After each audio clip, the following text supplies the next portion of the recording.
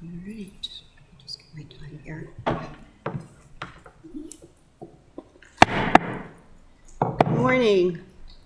The Finance Committee is called to order on April 30th. Wow. And all members are present. Time is 9:37. All members are present, that being Alderwoman Finlayson to my right and Alderwoman O'Neill to my left. At this time, I'll accept a motion to approve today's agenda. Madam Chair, I'll move approval of today's agenda as written. Second. All in favor signify by saying aye. Aye. At this time, I'll accept a motion to approve the meeting minutes from yesterday, which is April 29th, 2024. Move approval of 4/29/24 special meeting minutes. Second. All in favor signify by saying aye. Aye. Aye. Okay, so today our objective is to conclude action on community grants and to dive into the report, see what we have. So with that, I believe we have some amendments from Alderwoman O'Neill, if she would like to present them. Sure. Thank you very much. I have as amendment number 1, removing 2,000 from Farm Unity Limited and adding 2,000 to the Live Water Foundation. And I found out yesterday, because I called them, that it is in fact the Live Water Foundation. I know there was a discussion, live or lit. My reasoning was Farm Unity primarily serves the Crofton area, and Live Water is the only organization that I could see from reports offering swimming opportunities for our city's youth. And an additional 2,000 to their original ask would allow them to invite more youth to their programming. Okay. Discussion? I'll go first. I support this. Alderwoman Finlayson? No comment. Okay. So let's, I move approval of amendment. Are you moving it or is the sponsor moving it? I can't move. I mean, you can if there's no other. I'll move approval of amendment number 1. I'll second it. All in favor signify by saying aye. Aye. Aye. All right. Amendment number 2 is removing 2,000 from Club 164 and adding 2,000 to Serenity Sisters.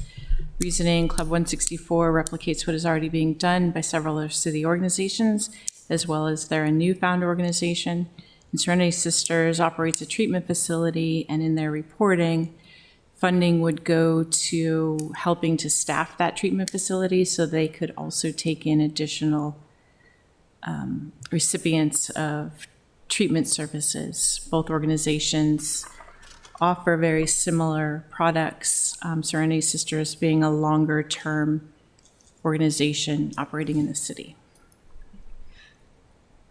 So for clarity then, with approval of Amendment 1, which added 2,000, making the recommendation 7, this would add it, this would be then 9,000. Correct. Just to It get would an bring them idea. to 9. Okay. Any conversation, any comment? I know the Serenity Sisters very well. I've known Angel for an awfully long time, and I know the quality of the work that she does. So I would support increasing the allocation for Serenity Sisters. Yeah, for the same reason I proposed my amendment, I support this as well. Was that one of your amendments? I was It trying was. to look. It Well, was. Then we don't need to duplicate it, do we? Well, we're Or adding unless that- the money is coming from a different source? Well, mine was standalone, where I took 2,000 from something. So that was standalone, and Karma's, your net zero with this? Yeah. Okay, so by approving this, then the Finance Committee actually has approved $2,000 twice. additive. So we don't need to approve this amendment, or do we? What's So different? it takes them from 5,000 to 9,000. 9,000. Is there a better way Oh, of so, doing this? okay, Yeah. so you're not just increasing it, you're increasing it a second time Correct. to 9,000. That's fine with me. Yeah. Is that how you do it? It's not an either or, it's additive, right? Yeah, as long as we're not increasing the bottom line. Yep, that's why she said these are net zero, so, well, you're taking it from Club 164. So that means that Serenity Sisters will go to 9,000. Yep, Okay. yeah. Thank you. I move approval of amendment number 2 by the Finance Committee. Second, We need to All- recommend. Favor. Oh, favorable recommendation. second. All in favor? signify. Aye. Sorry, I was All right, trying to get the Aye. right all form. right. All right, tell me what, Kaylin, can I second? Yeah. Right. Amendment number 3, I removed 2,000 from All Stars Inc., which is currently at, committee recommendations was 17 out of their 56, and adding 2,000 to the Heritage Baptist Food Pantry. They came and presented. I know there was some confusion about whether there was an application or not. We have since received an application. And they're a food pantry that services a lot of the residents, city residents that live along Forest Drive. My reasoning was, I took into account the fact that in FY 2024, All Stars received a 100% fee waiver of their use of their fields. They also received a $25,000 Adopt a Neighborhood grant and funding in last year's, not in last year's community grants. Those two combined, I just brought them down to 15, and adding the 2,000 to the Heritage Baptist Food Pantry. I believe that many of the people that are being served through the pantry would also be youngsters serving or working through All Stars, according to the report we got from the manager of the food pantry and the backpack program. Clarification, just so that's not the backpack buddies. This is the Heritage Baptist Church Food Pantry, which we did not fund. The committee did not recommend any funding. Which there was some confusion because they said originally there wasn't an application received, but I see an application in the application file. And I believe that Assistant City Manager Buckland addressed that there was some confusion about the application process. And since there is not really a deadline, if they have had put in one, they came to do a presentation and now I can't find let me find my drive. That's okay. It's on the assumption that something is in for an application, but they did. So this is what would fund them where there wasn't funding. Correct, but it's taking 2, so it's still net 0.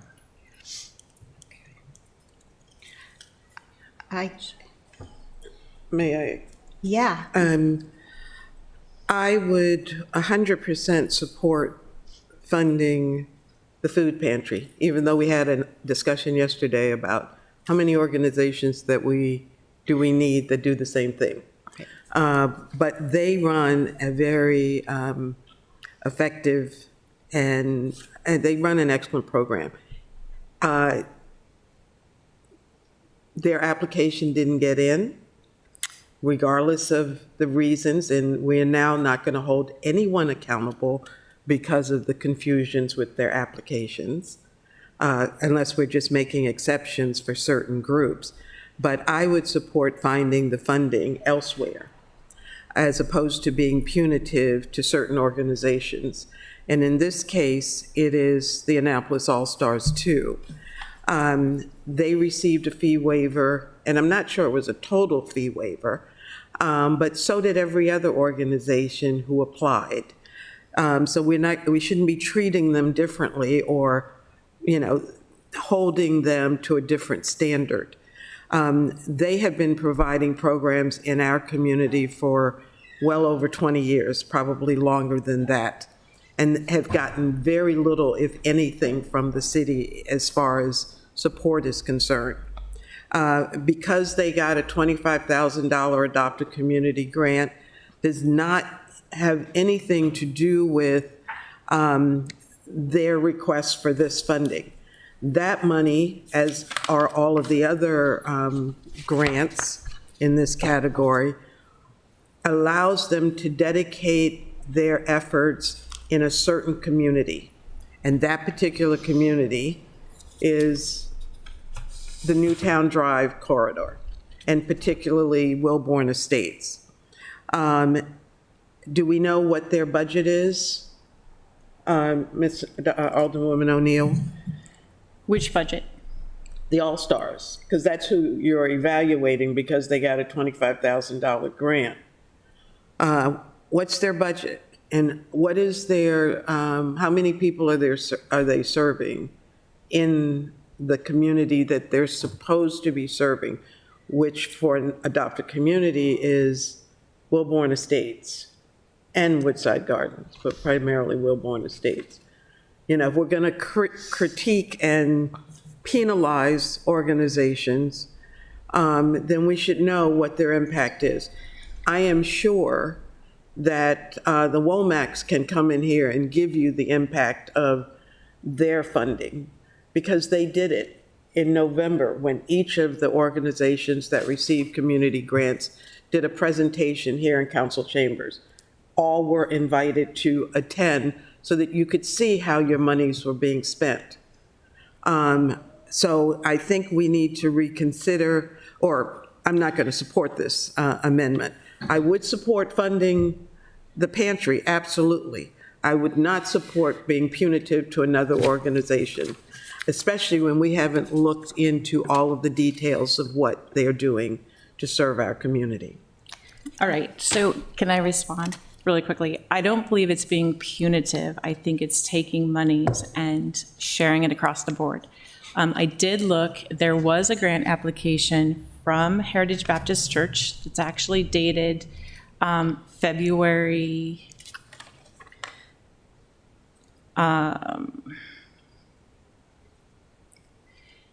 their application was dated February 14th, 2024, that it was submitted and received. So I'm not sure why it was missed, and maybe there was some confusion because they were, it was the same person asking for food pantry as asking for Backpack for Buddies. Again, a volunteer completing an application. They did receive $2,000 last year. They were hoping for an increase this year, as they said in their report. I don't believe moving money around. Last year, All Stars received $5,000. Their budget, according to their application, is $55,000, and I believe that it's in our constituents' best interest to take the package as a whole, because ultimately the money is all coming from the same pot, whether it's called an Adopt a Neighborhood or a community grant or a Women and Child. I didn't even know what that meant. The report we received, if that is the community grants or if that is something else. Okay, may I? Yes. Yes, please.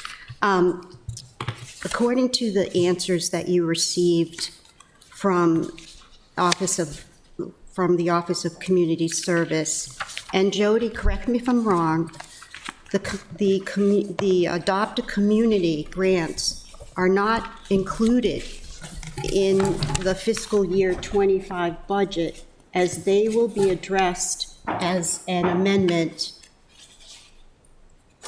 they have not been included in the fiscal year '25 budget, I believe then, is that correct? And that they'll be treated as an amendment by Alderwoman Finlayson like last year?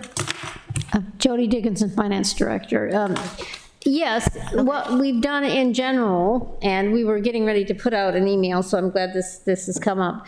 For most, the budget was built with the assumption that we'd have the base budget, the enhancement that you've seen us discuss throughout the budget, and the things that were funded with one-time funds were primarily not included in the mayor's budget going forward. So if you wanted to renew those programs, we'd have to do it through the amendment process. Okay. Yes.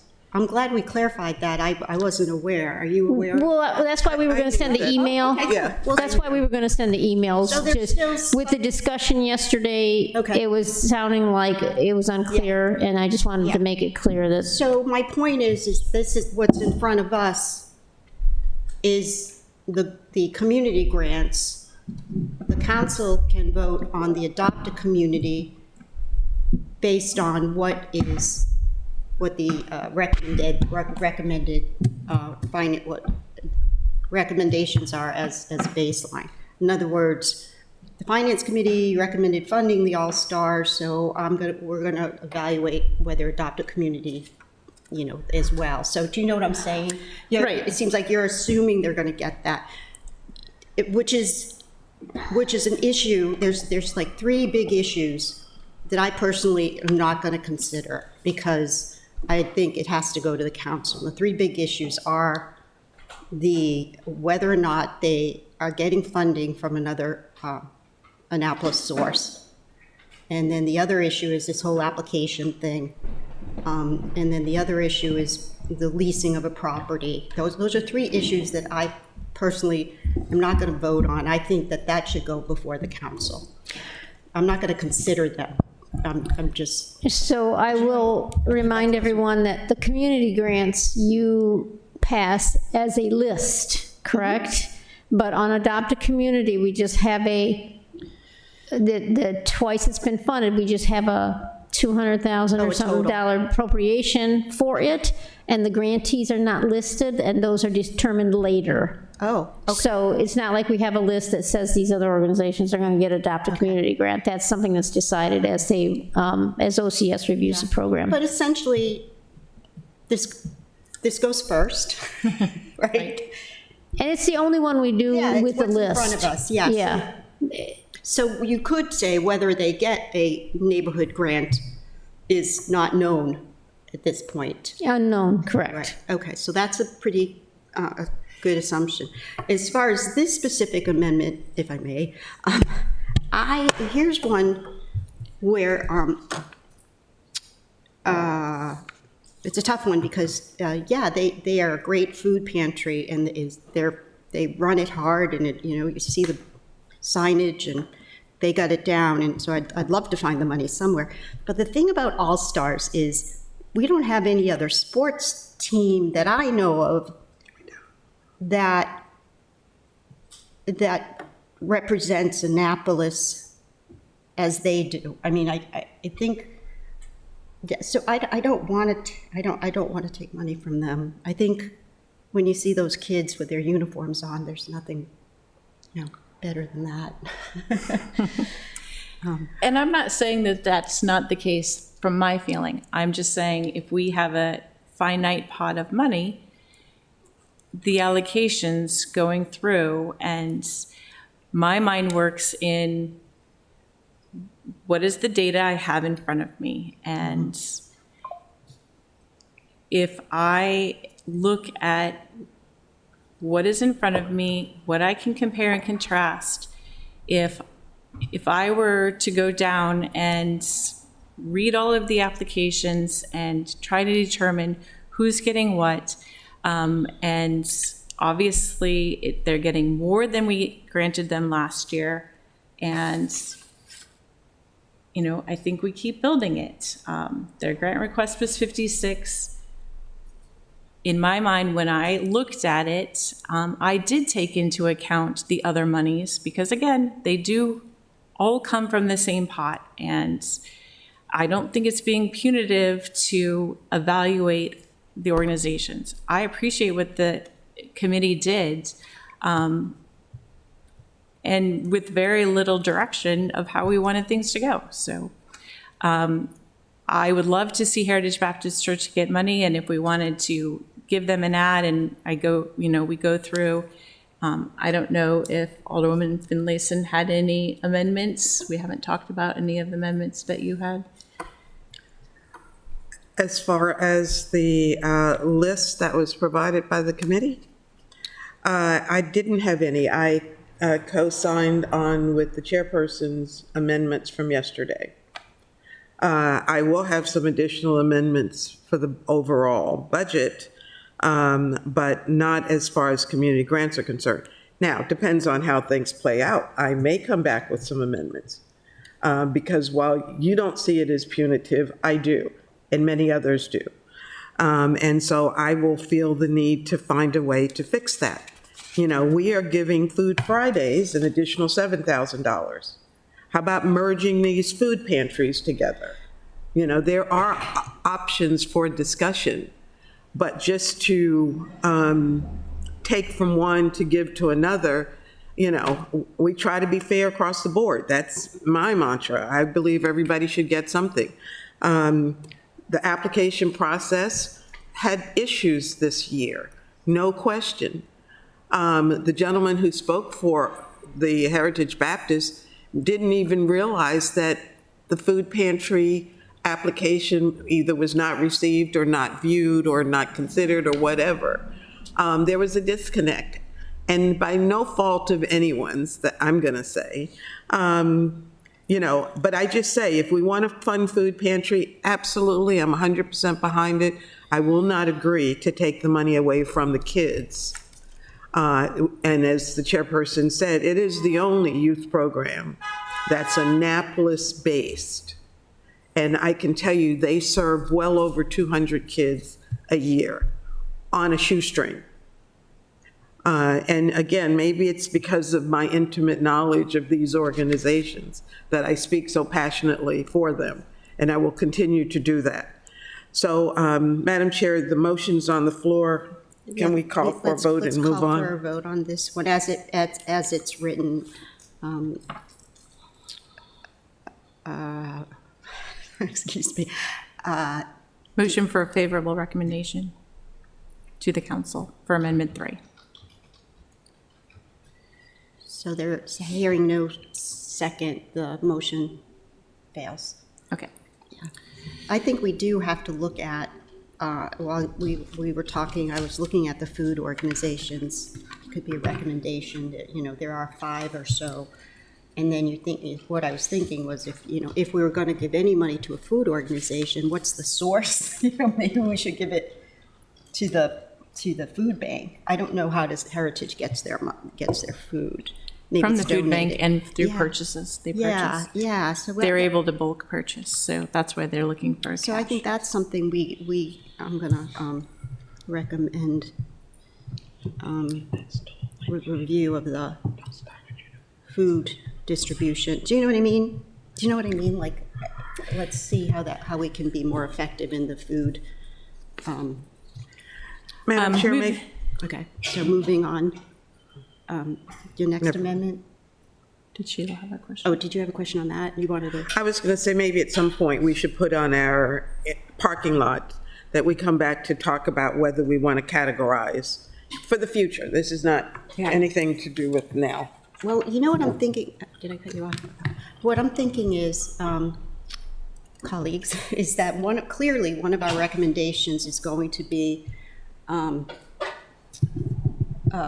if not already, and you can, I think you can document this, Caitlin, is that one of our recommendations is going to be reevaluate the community grant process, and I think the first step was to form this task force, correct? Per resolution such and such. And then if we want to elaborate on that, well, what do we want this task force to look at? You know, consolidation of initiatives, you know, are they in line with our strategic plan?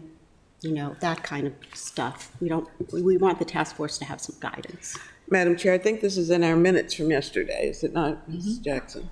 So we're good. Thank you. All right, next. Moving on to amendment number 4, I have removing 2,000 from Bluffton Tech, adding 2,000 to the Literacy Council. My reasoning is Bluffton Tech manages the Winter Warming Center, provides food and services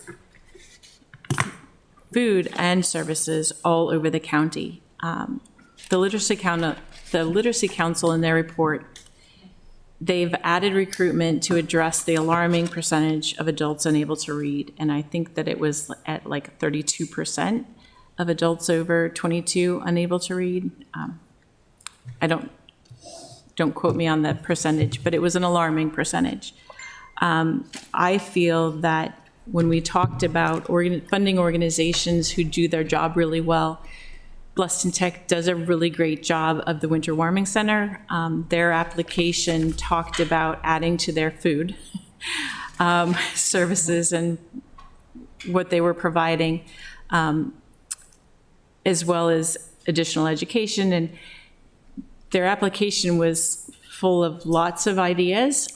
They're a great organization in what they do. They are helping people, again, all over the county.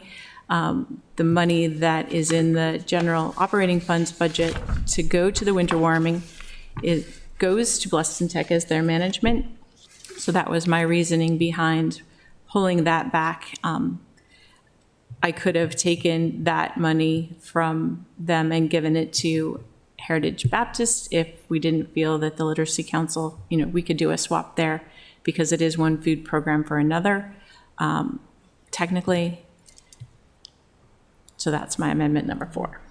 So your initiative there is to increase literacy council was your priority there. Correct. The reading need. Their report spoke of they have reevaluated their board mission and initiatives, and they are recruiting volunteers, more volunteers. They're working in our county detention center as well as in the libraries throughout our county, and they are serving the Hispanic population, and they want to grow that service to the Hispanic population because they're finding that adults seeking GEDs to better their job is increasingly they're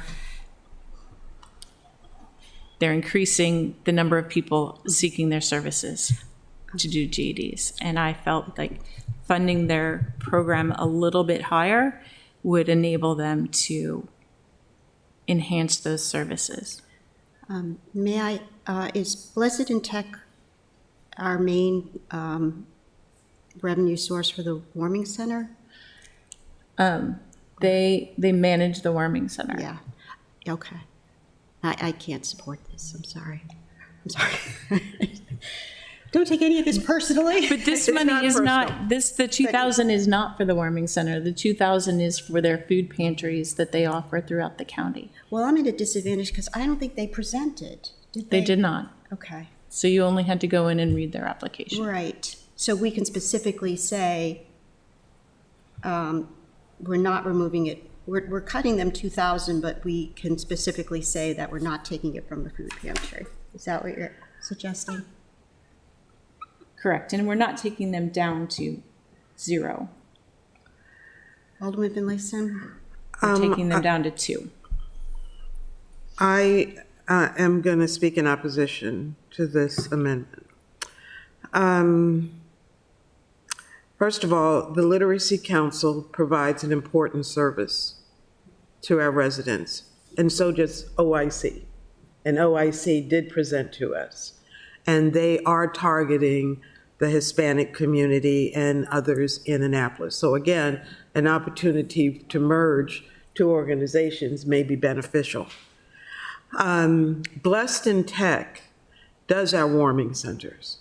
And there were occasions, and I can think of the one when the Lighthouse Shelter residents had to be moved, they were able to scrounge around and provide meals for the 60 or so residents from the Lighthouse Shelter on a 45-minute turnaround.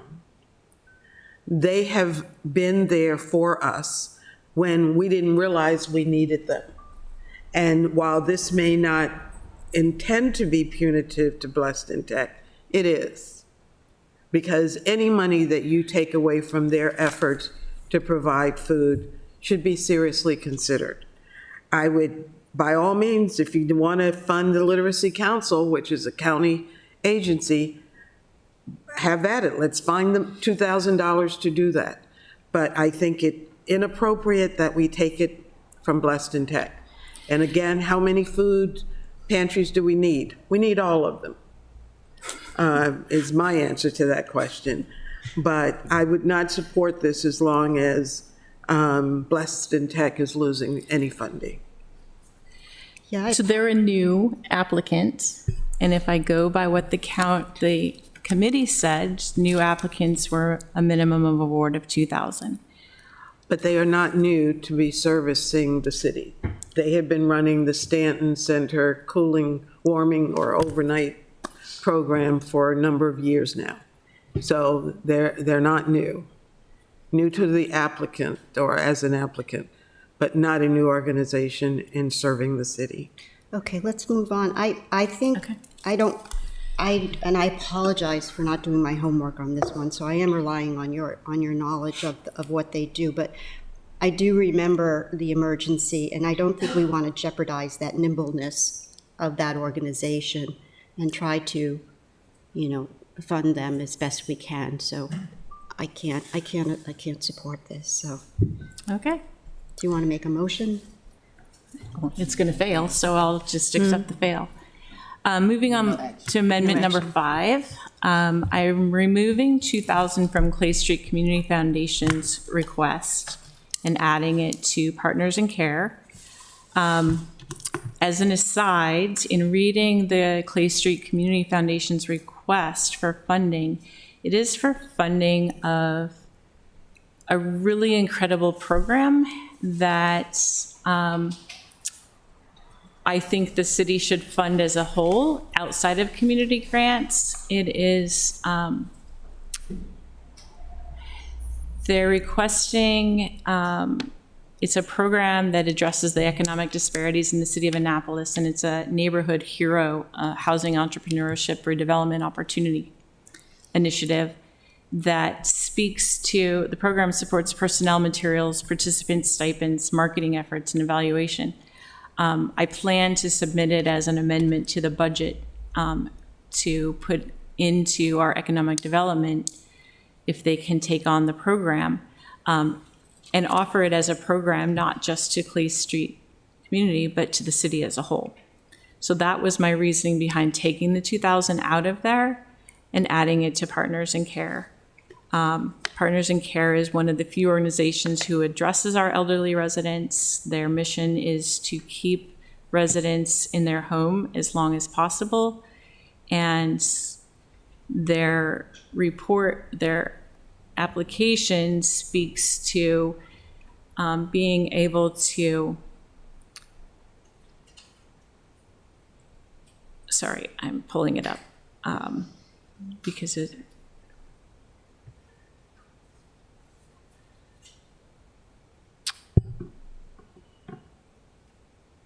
funding that they're asking for, it's operational support and increases the number of seniors that they can help. It keeps them, they partner with many different programs to get rides for seniors to medical. So, I'm sorry, in the interest of time. So you're saying that you are submitting an amendment to the budget to support the Clay Street community effort? The or- Clay Street Community Foundation submitted an application, well, in their application, their request is for this HERO program, Okay. Okay. as opposed to keeping it in community grants.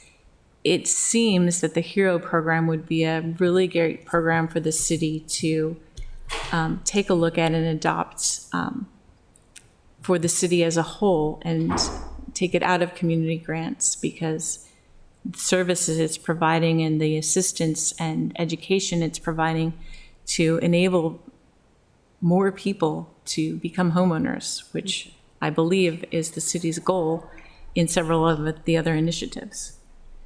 I support this. Alderman Finlayson? This makes me uncomfortable. Am I reading this correctly? The committee is recommending a $2,000 award for the Clay Street Community Development Corporation. Is that correct? Or am I misreading this? It Yes, is they were recommending 2,000. 2,000. So the recommendation is to take away the $2,000 that the committee recommends. But ask for an amendment of the city budget. Well, I understand that that amendment may come, but that's not going to impact our list right now. So how do we, do we really want to put a zero there for the Clay Street community? Suppose the other doesn't pass, then that leaves them with nothing. Whereas the committee has seen fit to award them $2,000. The Partners in Care has been awarded $6,000 already in the committee recommendations. So you're talking about increasing that to $8,000 and zeroing out the Clay Street program. I don't want to take that chance, to be honest with you. I mean, we've asked that other organizations be in the budget, and until we have a mechanism for putting them there, like the legacy organizations, I'm not willing to take a chance that that might come. So this organization might get zero at the end of the day. Okay, $2,000 is not going to do anything to get that program off the ground. I beg to differ with you, because I cited yesterday the organization on Newtown Drive. They didn't start with 20,000.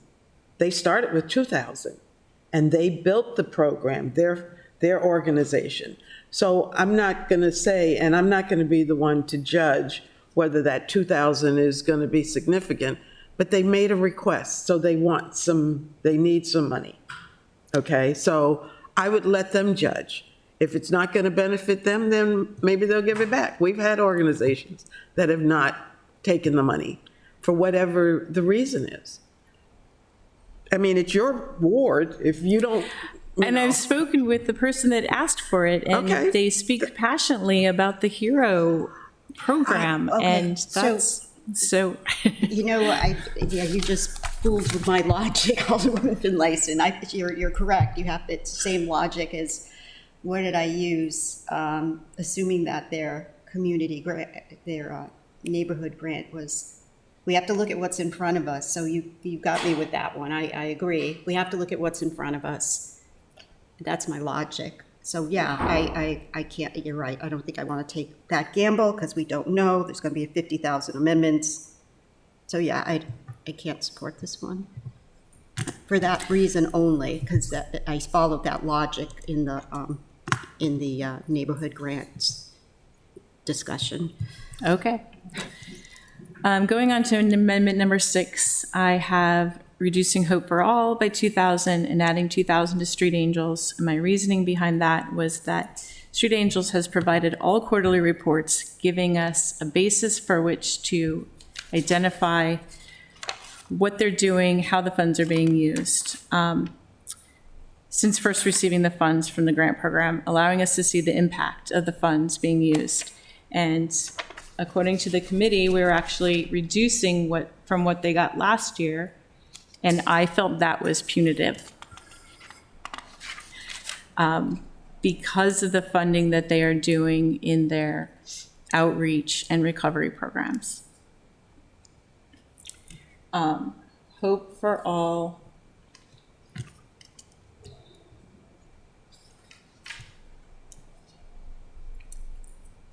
Received 7 last year. Grant request was for 10, and the committee recommended 10. And I was not able to find. Do you have my amendment 1, Kalen? Did I address Hope for All? You addressed Annapolis Capital Scholarship Fund, Blacksmith and Chesapeake, Co-op 100, Fort Meade Alliance Foundation. He opens paths for all and Serenity. Okay, so no That's Hope for All. What, okay, so what Key did, opens what back. did I do He there? opens past, decreased 3,000, reduced to the previous year's. So I already reduced it. All right, I missed that part, sorry.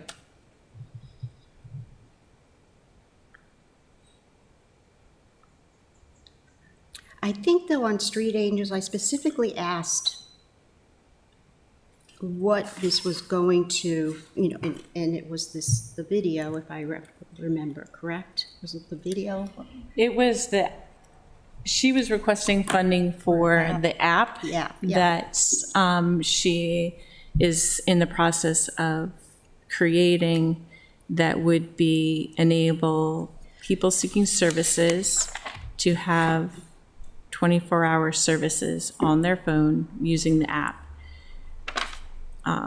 People seeking recovery, addiction services.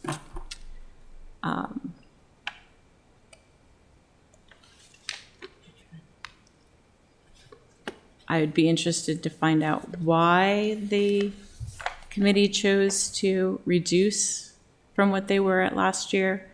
If we're talking about organizations that are fulfilling a service and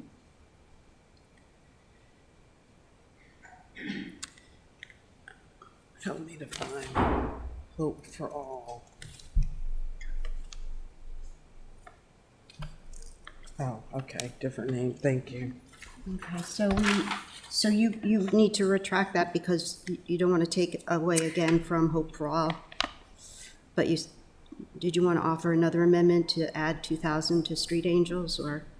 yes, so I'll retract the reduce, but I would like to add 2,000 to Street Angels.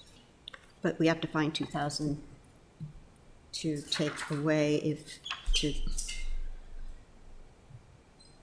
but for now, this amendment, no action.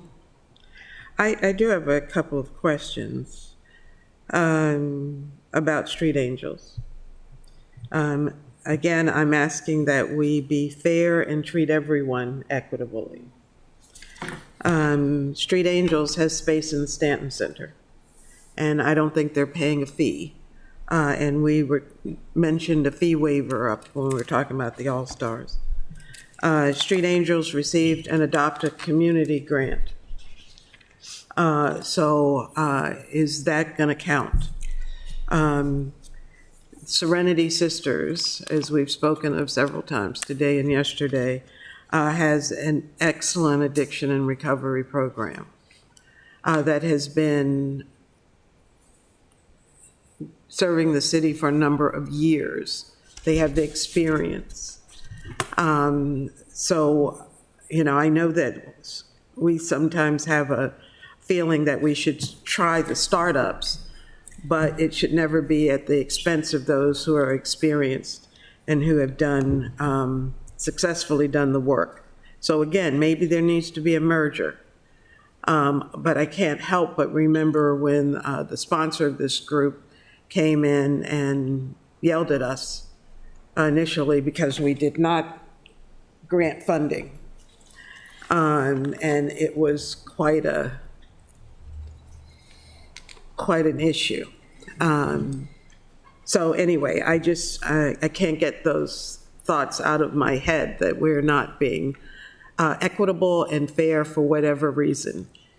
But we were just told up here that we're not allowed to look at those other funding sources. And I would not have raised them had you not put them in writing in front of me.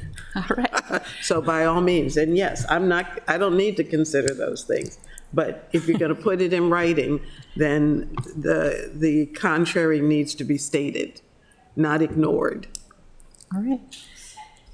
And I would go as far as to say that the funding that Street Angels received from Adopt a Neighborhood was for the garden planting project, very specifically.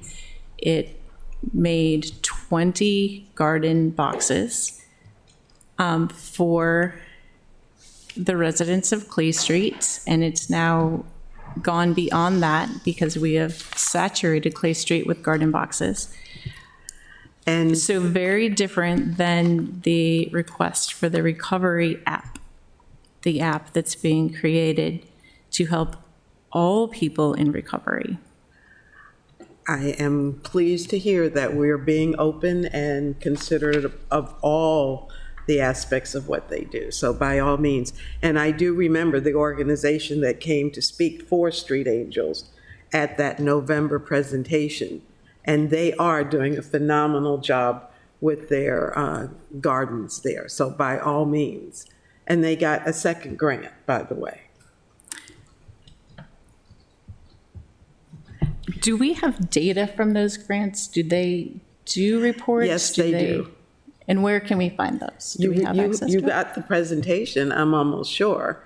But the committee or the Ms. Lee will be able to send you all, and they do have data. They meet quarterly. So, and you have been getting them. But I I have not made sure seen them. that all of the presentations were sent also. All right. I would love to see the data and the reports on those. We'll make sure you get it. Okay, so what's in front of us then is what? Because we're not going to take action on 6 because of the duplication of the Hope for All deduct, am I correct? Sure, we'll fail that one too. Okay. I think what we did overlook, which is important, is I am multitasking here and reading the response from the community grant committee, and I'm very pleased with the response of the way they looked at these grants, which gives me more support of their list. I think we have to, there's a little bit of trust in this that we need in their review process, because I guarantee you, any alderperson would probably say, well, 2,000 here, 2,000 here, like I did. So I appreciate that. But anyways, reading this, I'm happy. Madam Chair, reading the first item from their responses, they did attach the spreadsheet. So we do have that at hand very readily. Okay. All right, so we have just a recommendation that this isn't an amendment. Alderwoman O'Neill? Correct. I plan to submit it as an amendment to the, Okay, but you don't want the Finance Committee to act on it, to give a favorable or unfavorable? You want it as an amendment to the city budget? do you want to support my amendment? Is that what you're asking? I want to throw this out to the council. Yeah, I think this is a big picture thing. Well, explain your reasoning. What's that? That's, Explain my reasoning. In reading through the application, I realized the yeah. program was such that it shouldn't necessarily be in community grants. It's a program that would benefit all residents in Annapolis. okay. And I think it's something that our economic development should consider. Okay, so it sort of isn't in front of us because it was addressed in the other, the amendment. Okay, all right. Okay, So, Madam Chair, to recap, we do have 2 new amendments from the Finance Committee, Amendment 1 and Amendment 2, which simply moved a total of $4,000. So it doesn't change the bottom line. Am I correct? yes. Okay. Are you okay, Caitlin? Okay.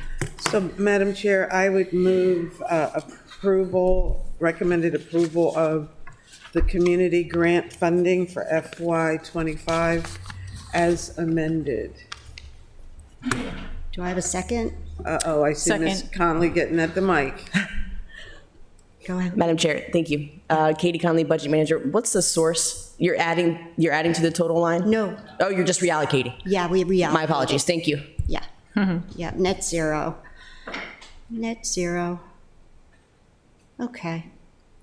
And then we'll fine tune our, well, I guess we already made a recommendation on the task force.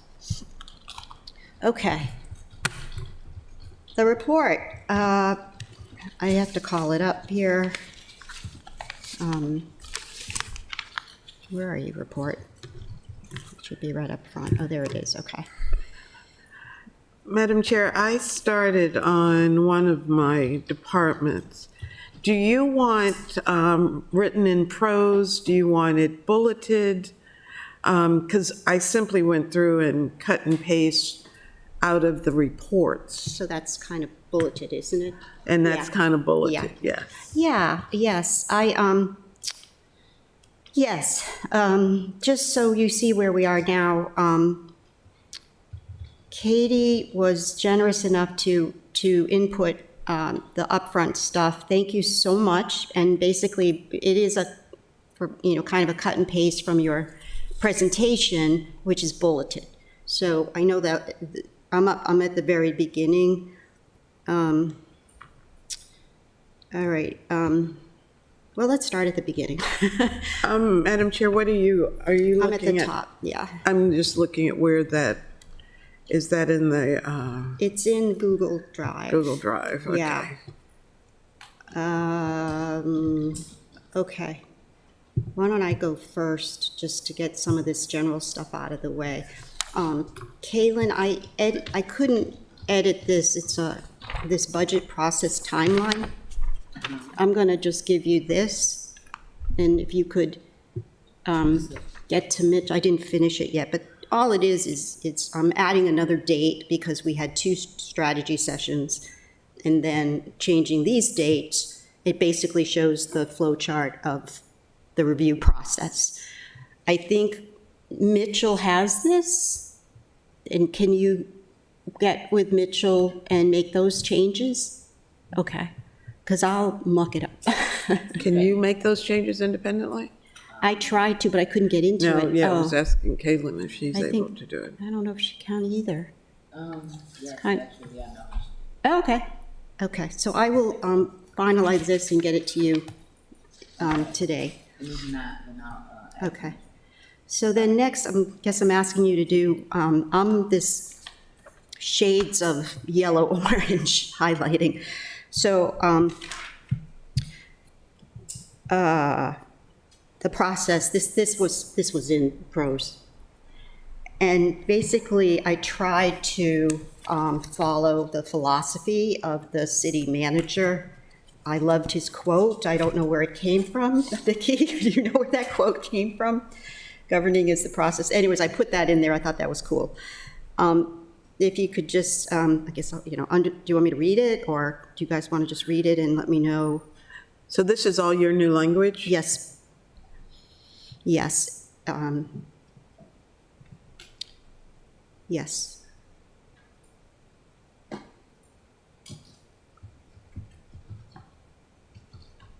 Vicki, can you read it? Are you there? Are you there? Vicki, are you there? Can you read it? Yeah. That quote, opening quote? No, the whole thing, because Oh. it basically follows Mike Malinoff's philosophy of sort of this linear process, and then the concurrent. We had a lot of things going on this past year. We also had the community survey, so I had to, talk about that. Mm-hmm.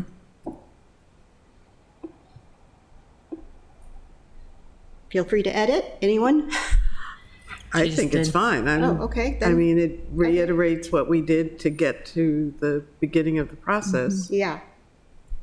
do you want the date at the top to say 2024, right? Oh, Five. Date at the top. May 13, 24 is our date for. Oh, okay. Oh, gosh, you're right. I did Yeah. that this morning. Okay. Well, I don't know what I was I thinking. changed it. Did it change on yours? It's changed. Yeah, Okay. I think I had too much of fiscal year 2025 in my brain.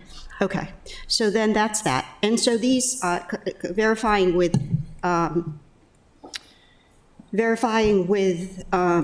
the consultant and everybody, but this still stands. This is that cute little illustration that's our focus.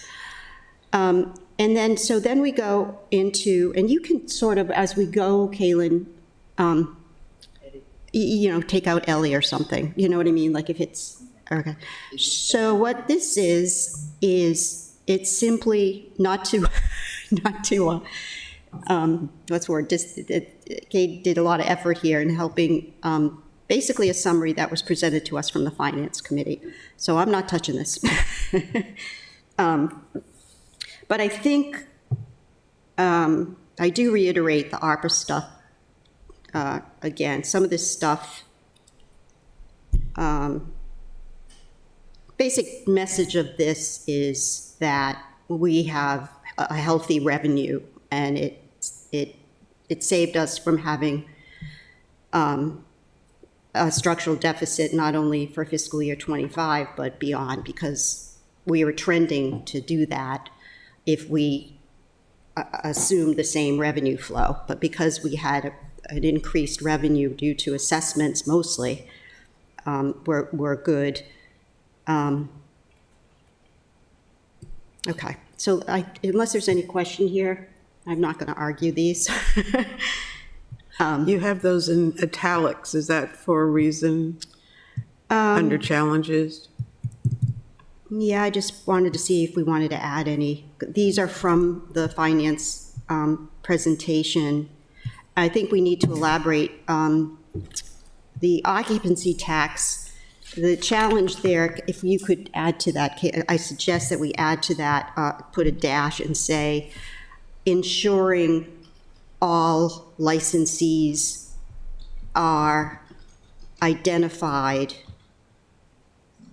and paying codified fees, right, or something like that. That's what the problem. We just want to make sure we got them all out, And that was Director Dickinson spoke of that we're not sure we have all of them. We need, yeah. I'm sorry, are you finished with that one? I'm just Yeah, going on. yes. Under the third bullet, city dock closure impacting dock changes, boat show and tourism.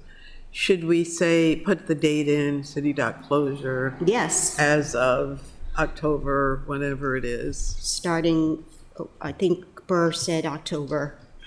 I think he said November.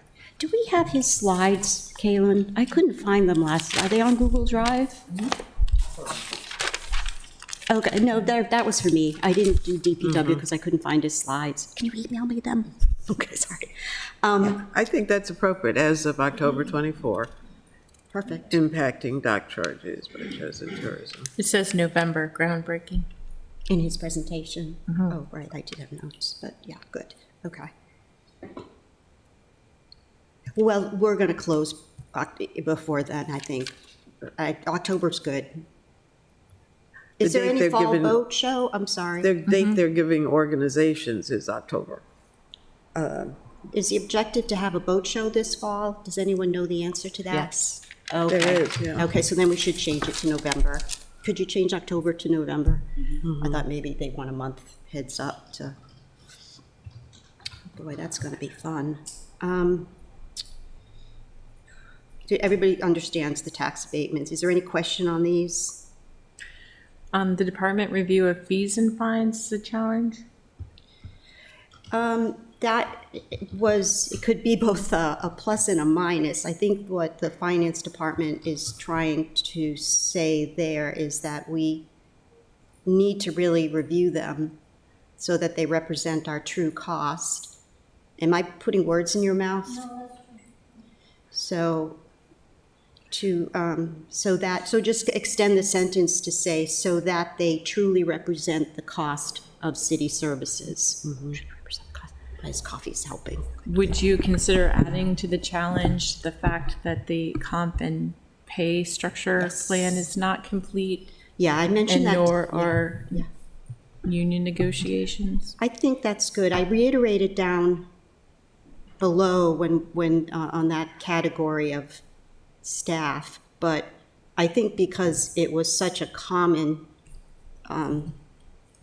concern throughout the last 2 weeks that we should list that, absolutely. I'm not clear, what are we listing? Could you- Can we go back first, because we've jumped ahead?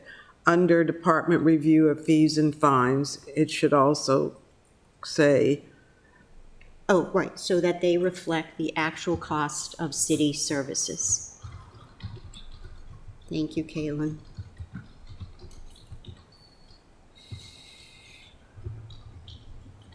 okay.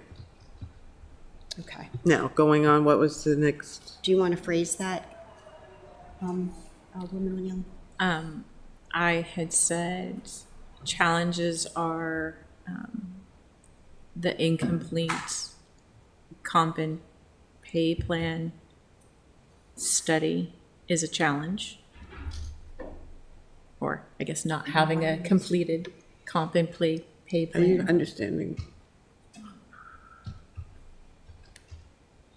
Challenges that we do not have, right, so that's what you're trying to say? Correct. And also the union negotiations? And also the union negotiations not being complete Okay. prior to budget discussions. I would say union negotiations are still ongoing. That would be my preference.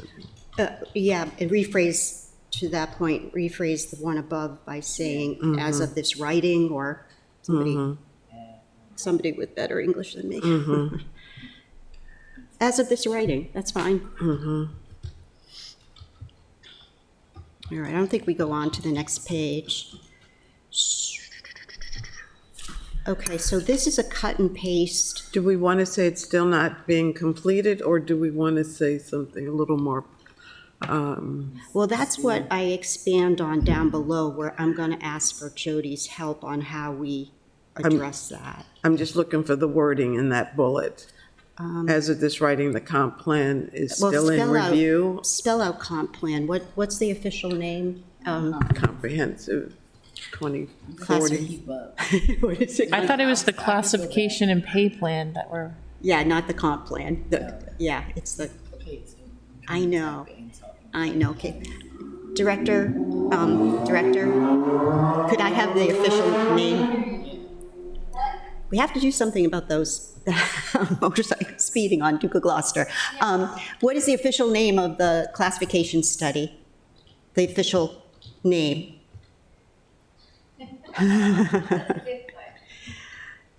It's a comp and class study. Are we changing the? Classification compensation study. Compensation, spell out compensation, not to be confused with comprehensive. Yeah, Calling it class and comp, but it's Natalie can't classification. hear. Classification and compensation study. classification and compensation study. Has not been completed. You know what I kept doing when I was writing is I kept getting that comment that I was writing in the passive voice. It was driving me crazy. Because you were flipping back and forth, but So it's common. I dismissed it because I didn't know how to change it. Okay. Being completed. I'd like to, it was still ongoing. We're still ongoing, yeah. Do we say as of this writing, or does that necessary? Well, you don't need to say that. I mean, it's obvious, it's still ongoing. okay. But the previous bullet that speaks to the comp and class study, do we want to say it's not completed, or, I just hate the negative. Yeah, it's a challenge, so we don't want to say anything positive. Or negative. Yeah, how's that? Are we good with that? Okay. Okay, again, we're bulleting. Yeah. Okay, anyone think of any broad challenges to this budget? Broad-based. We can, Do we want to say anything more about the property tax abatements?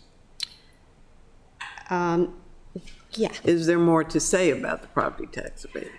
Well, the history there, we could put in parentheses, Director Dickinson helped me out here.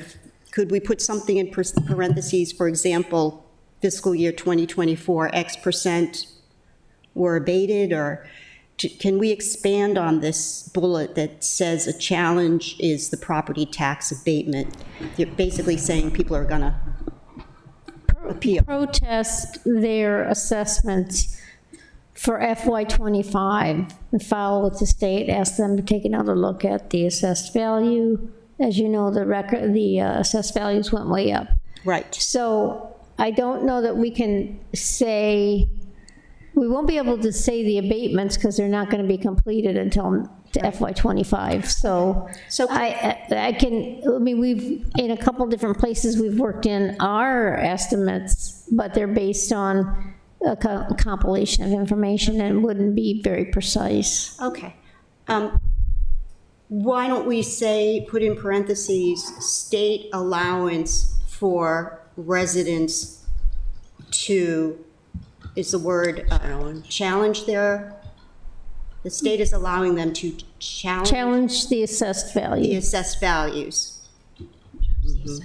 And the word abatement is a commonly used term for that. Yeah. If we end up having to reduce the assessed value, it's called an abatement. Okay, So you can use the word abatement, it's just the, Okay. you know. okay. I don't know if read you've this- ever gone through the process, but you have to, it's almost like disputing a court case or something, having to Yeah. present your evidence that Yeah. that you believe your assessed value is different than what they said and what your basis is, that type of thing. I read this for John Q. Public. Yes. And so, and that's why I Yeah. raised it. Yeah, it might be Is he better gonna to know what explain tax what it abatement is, yeah, means? right. I mean, we know what it means, but is Yeah. the average Yes. citizen going to know? Probably Agreed. not. But this clarifies Okay, it. okay. So we can unitalicize. Thank you very much for your review. And then we can move up the chart.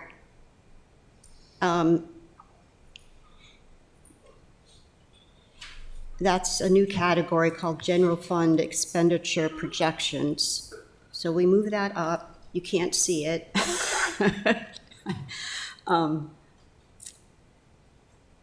I don't know how you can make that bigger, but it's there. Any comments on that? That's a cut and paste from So are we using the pie chart? I think so, yeah. I mean, if nothing else, you see our public safety Yeah. numbers and all. And I'm just asking. Okay. So we're going on to good news? Yeah, so the good news, and that is a cut and paste from the Finance Committee. Let's just read them to see, who's our resident, what's our resident's name? Let's give him a name. Joe Q, what was it? John Q. Public John Q. or Jane Q. Public. And No, how about Jane B. Public. Jamie? That could be either. Jamie Public. Okay, let's give it the Jamie Public test. Okay, yeah. Move it up one more. The good news, just see what the, yeah, good. Okay. Revenue growth, and new initiatives. Yeah, this is good. I say that because I didn't write it, it's a cut and paste.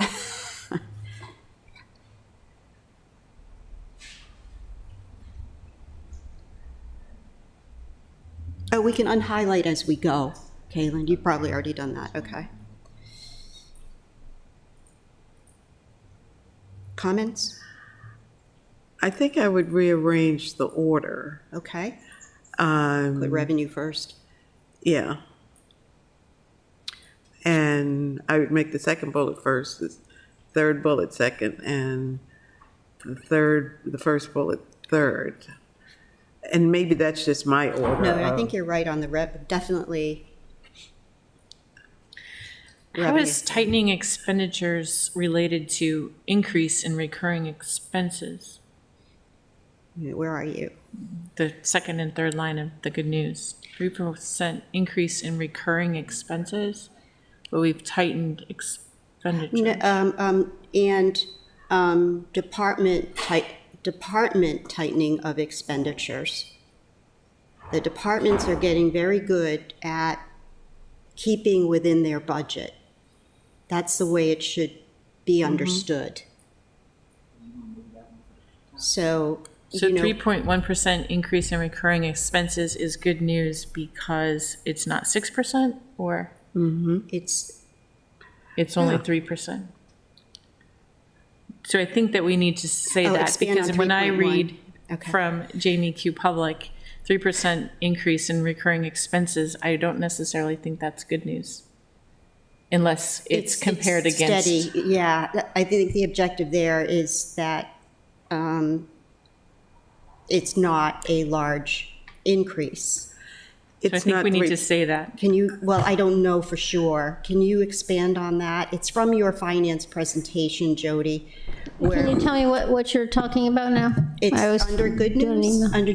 under general fund revenue, good news, you have a bullet, 3.1% increase in recurring expenses. A layperson would not understand why that is good news. Is it because it held steady, the percent? It's because it's a relatively low increase compared to the increase in the revenues. You know, the first bullet. remember in the past, we've showed the table that had expenses outpacing revenue growth, and we were worried that we were creating a deficit this year. That expense was held to a 3.1% increase, which is in line with the revenue increase. Boom. So we need to Which say that. is in line with the revenue increase. And if I could recalculate that revenue increase. No, that's okay. Okay. Well, but that suggests that the revenue increase. Yeah, I think it may be slightly lower than the revenue growth, but I'd have to check that. So you just, I would say it's within the growth in revenues or something like that. Oh, Which you're is, watching which the is document. within the growth of revenue. They have it already. Yeah. Yeah, that makes sense. You got increase one, increase the I other. would say. Balanced it- budget. Yeah, Yeah. it's within. What's the- that? That makes it more clear, the way it's written now. Okay. In line with the revenue. Okay, so take, let's go over this, move bullet 3, revenue growth to the top. Let's do one at a time here. Yeah, I was waiting for you. Oh, You want me to take these? Okay. I don't know what the other comments were they, did you? I don't know whether, I don't think I agree with that. The revenue growth? The order, I think we should talk about the revenue, then the expenses, Right. then what you do with those, which is the ability to increase initiatives in the department.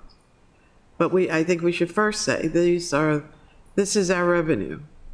This is our growth. The next bullet says, but we only need 3.1%. So we're a balanced budget because we're not spending 3.6%, That's the third bullet, yeah, you know? And then we talk about modest growth. what we're going to do, what we are able to now do with that, we don't say it, but the 0.5% increase. I mean, that's just my thinking. I mean, you all can, So move the second one down. Yeah, no, I think the second one should go first. Revenue should go first, then Oh. expenditures, and It then was what you're first. going It to is do with first. it. It was first to begin with. It was first. That's right. It was first. And then we And I thought we changed. okay. I don't know. put the revenue back. It's- Yeah, I think And we're then trying rearrange to it. tell us. 3.6, Yeah. then And then 3.1. And then, Just make sure that each one of them is, they're self-explanatory though. Do they stand alone? Just, it passes the, 3.6, and then put the revenue back, this one back at the bottom. no, because I'm fine with it, whatever. yeah, I don't want to fool with the numbers. Okay. Okay, so then the challenges are obviously,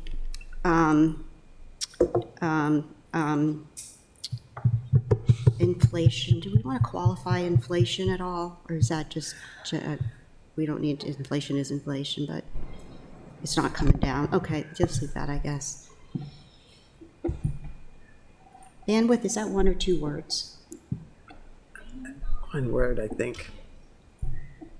And I think Madam think you Chair. need to say, and challenges the department, Madam Chair, departments.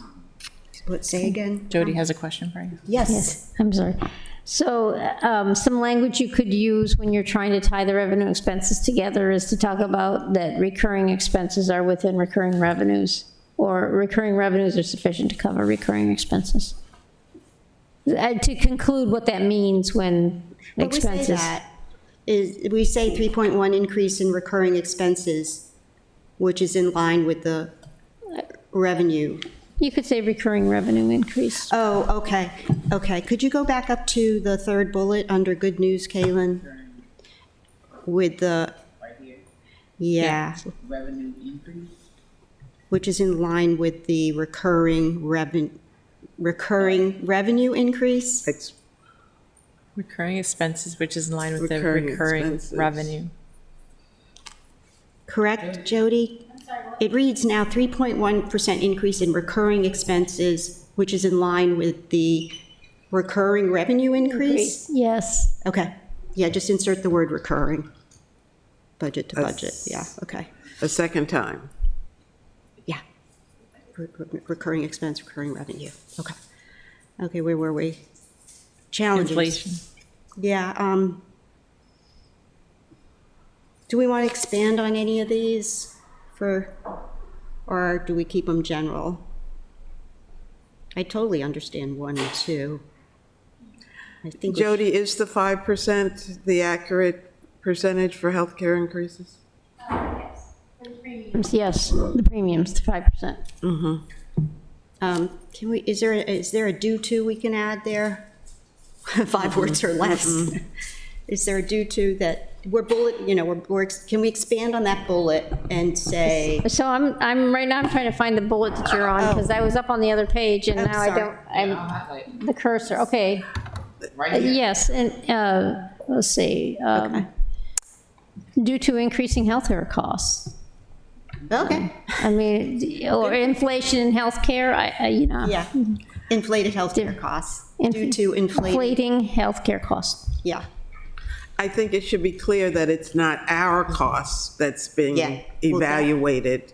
It is the industry cost that's being evaluated. And that's what sets the increase, not in the industry, add in the industry, sorry to interrupt. that we use. That's where this 5% comes from. It's not based on our, So, In the industry feeling. if you keep in mind that we are self-insured, we are increasing our healthcare costs in pace with our experience.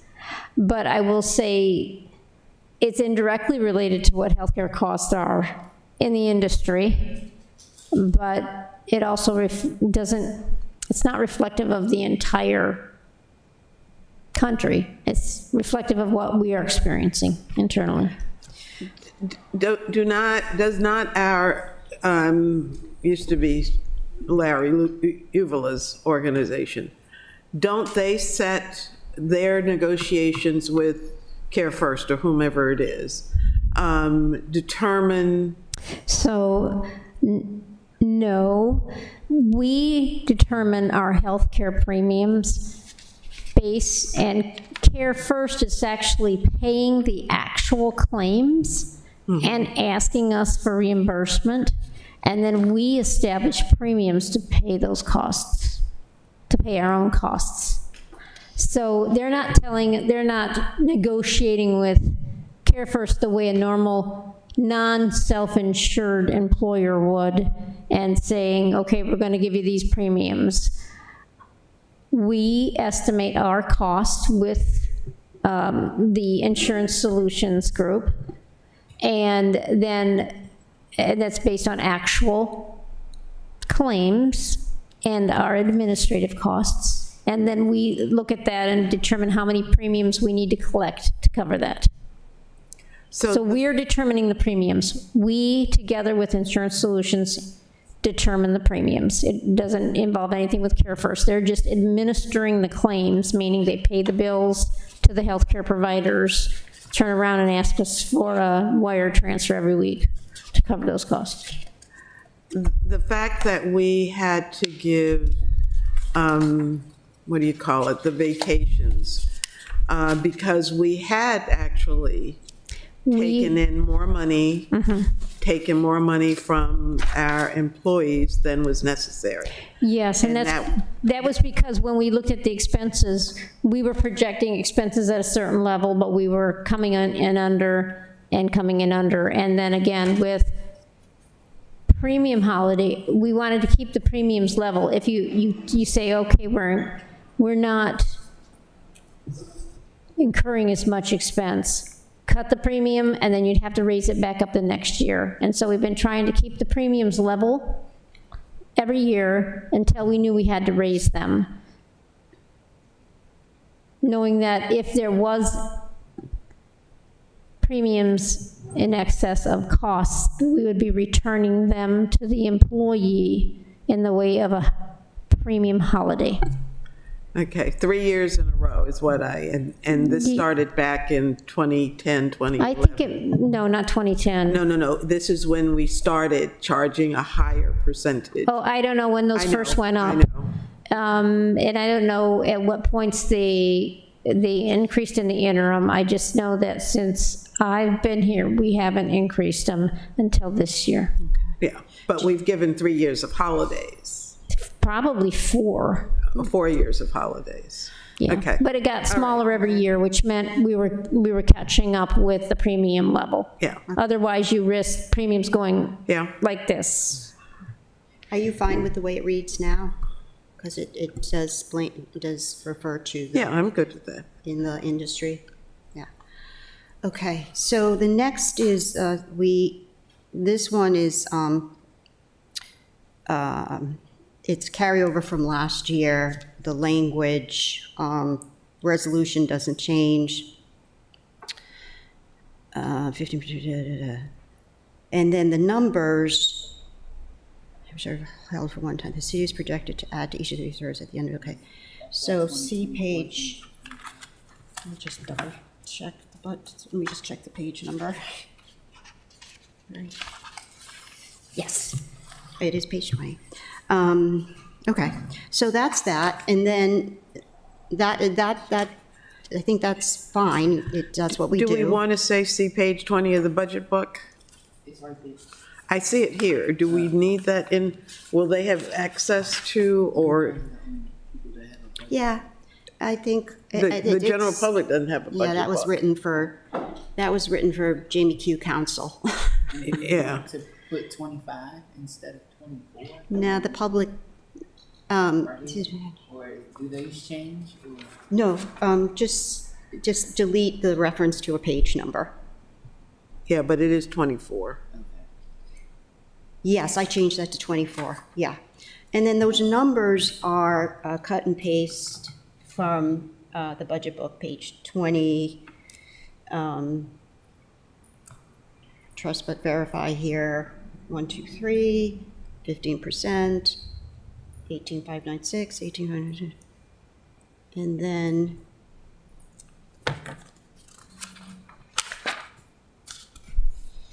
we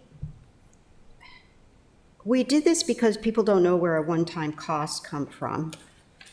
And Katie, this tells us this is what we have for one-time. You went further and we meet all of the fund balances. And we take the excess, do what we need to with and we stabilize the budget stabilization fund. And then we allocate 50% of that to capital projects.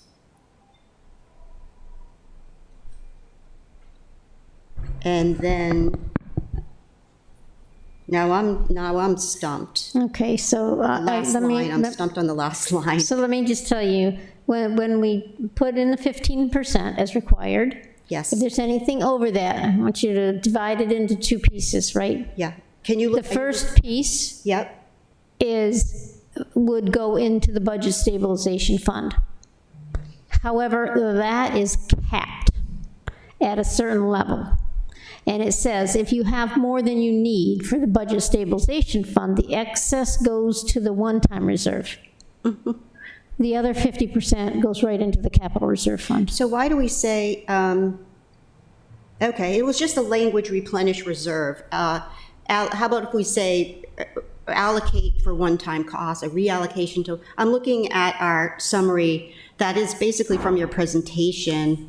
Are you on the? summary? Yeah, Can we I see- change replenish reserve, or does that, I don't know, I got stumped by that. Okay, It's- so required fund I guess, balance. are you okay with that? Do you understand it, Alderman O'Neill? Projected fund balance. I think I do, but I'm not sure that, The public, well, no, don't even, I mean, that's just, I mean, it basically is a calculation to show how we got the money for capital reserves. And if they want to know, they can look at it. If they don't So want to know, they don't have to look. I will just say that if you add the 357,000 to the 1,668,000, it will equal $2,025,000. Yeah. But I don't know if I don't know that we need to do that for what you're doing. If you're saying this is what we project, we're gonna maximize the budget stabilization funds. Yeah. Or I would, Yeah. top off, you could use the top off, because that's kind of like filling it up to its max.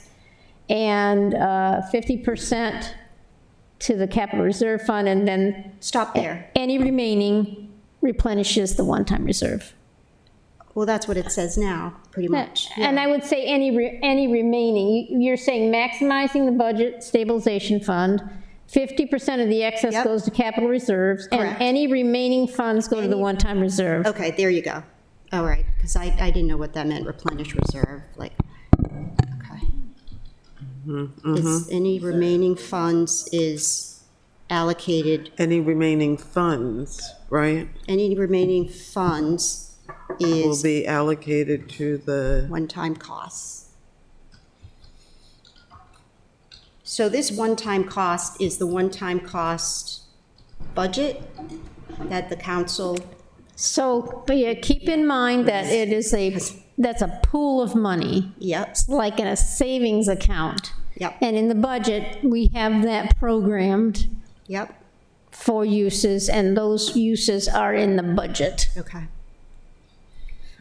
so let me be John Q. Public, and I'm looking at this. Where is the 50% plus that's going to the capital reserve? Where can I find that 2.025? In the list above. Okay,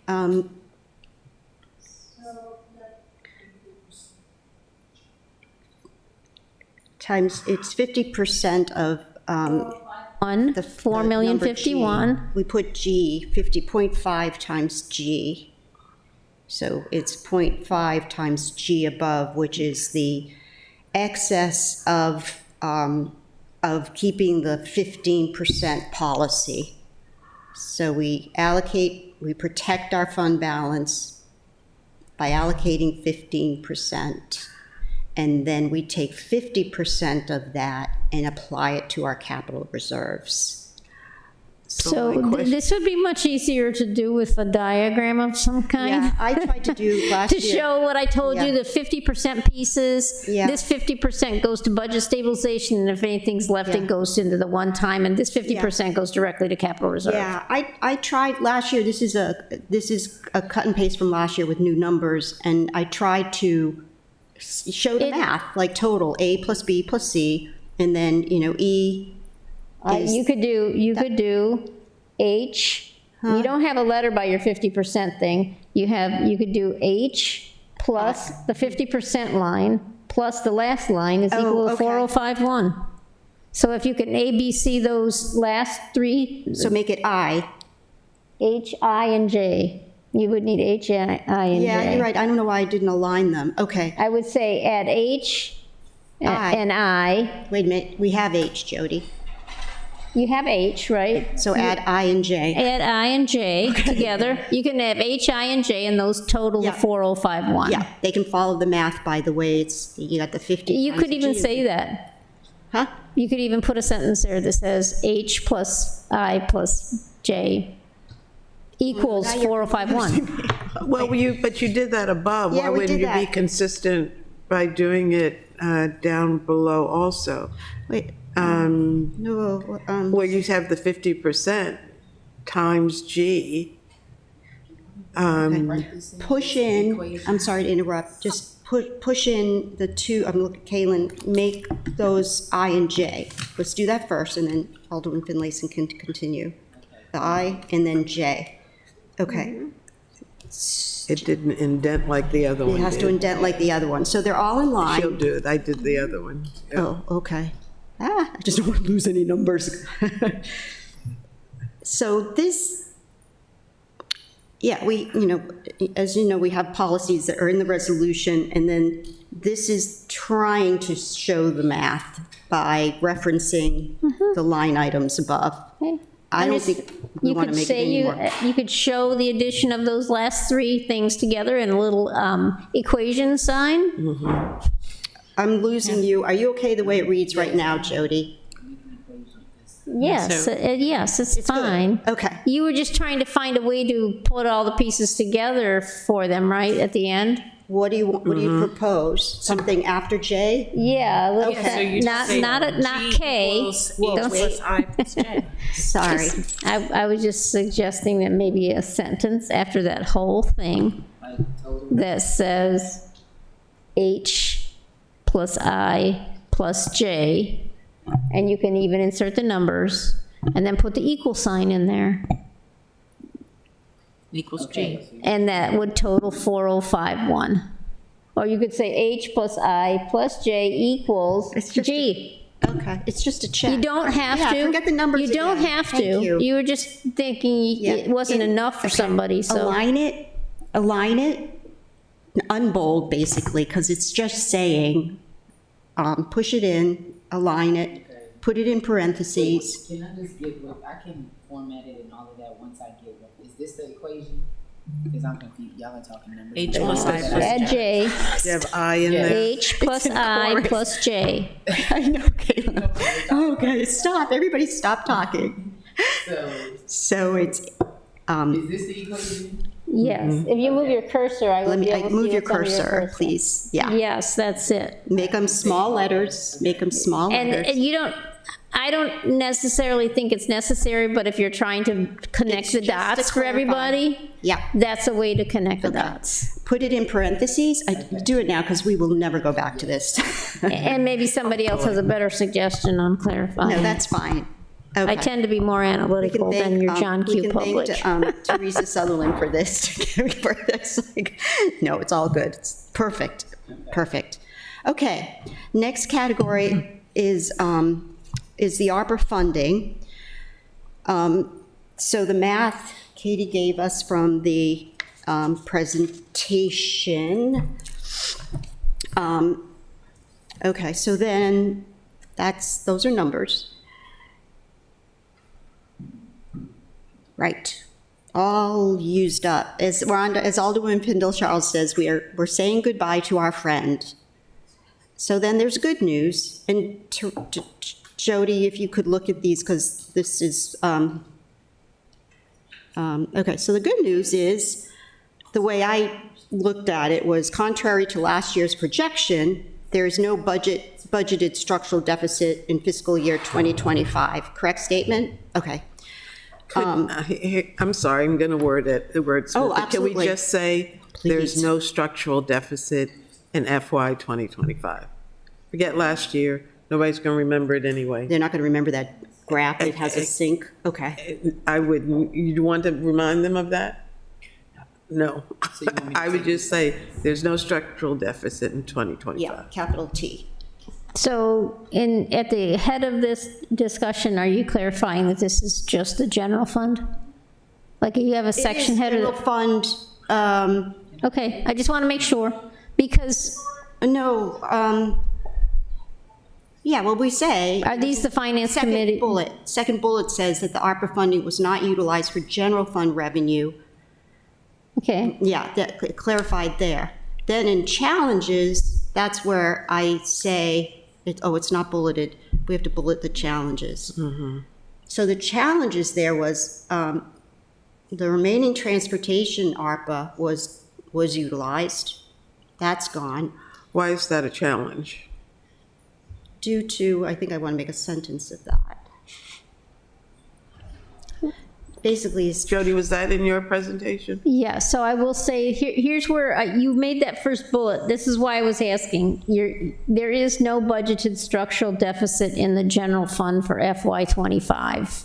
okay. The transportation fund is your ask, go ahead. Okay, so let's add Go back that. up, time out, go back up to the good news, bullet one, there is no budgeted structural deficit in the fiscal year 25 general fund.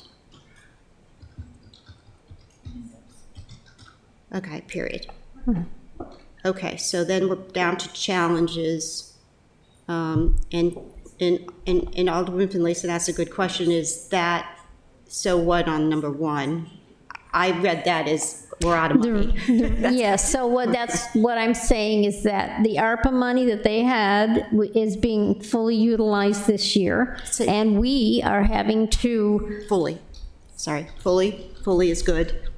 we are having to use our ARPA monies to help them in '25. Well, I would say that in the next bullet. No, I'm just answering her concerns. Okay, I'm not trying to write your memo for you, I'm just explaining. No, we don't need, we need to, we kind of need both. Isn't bullet number 2? Yes, one that's be combined? fine, that's fine. Okay. I So- just am trying to connect why I was saying, implies as a transportation fund structural deficit. Yeah, it's limited to transportation. Yes, Therefore, just add to the first bullet, comma, therefore, No, bullet 3 says just that. The third bullet says, due to the depletion of federal funds and the lack of projected increases in state funds, Yeah, the that's- 26 transportation budget will have a structural deficit. yeah. But I think that we have to conclude on fiscal year 2025 above, and then the next bullet, the second bullet, addresses the future. Why would we take out the second bullet? I don't understand. No, it's fine the way it is now. Well, you took out the second bullet. ARPA was necessary to offset. No, I added it to the first. I know, yeah. So there's only 2 instead of 3. If that's important, if it's not, then add it to another one. But if you want to highlight that, Therefore, ARPA was, I'm trying to make logic, therefore ARPA was necessary because it was standalone, it was like, so what? So that's. I don't want the fact that it has to be offset diminished. That's my point. We used all the ARPA funds in '24. ARPA is, or the funds are going to be necessary because we have a deficit in transportation. Never mind. I think it was appropriate that it was left separately, but if you want to merge them, Oh, yeah, keep them separate. I thought you wanted some, okay, no, No, so they no were- change. Yeah, yeah. It's that's good. It's important. and then the third bullet speaks to the structural deficit in Yeah, transportation. yeah. And Karma, of all people, are you okay with this? Because you're the transportation chair. I mean, this is exposure. You probably replicated in the transportation review, right? But just so you know, it's, Yes. okay. Okay, good. Okay. So then, Jody, I might need help with you on the next one. I'm yellow.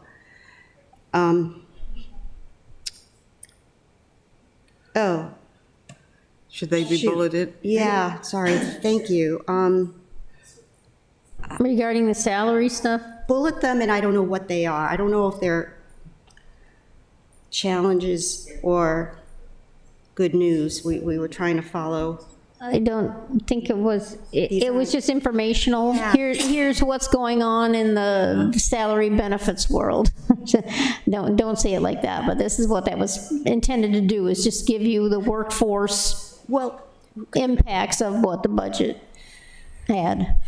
but the second bullet was to address the fact or that we don't have a complete comp study and union negotiation. So I said that this, I want to make sure you're okay with that second bullet, Okay, which said that so, you included a reserve for potential reclassification upgrades resulting from the study, and then you estimated, so, Compensation and classification. let me read that second bullet and have a minute to think about it, okay? yeah, think about, because that was what we, right.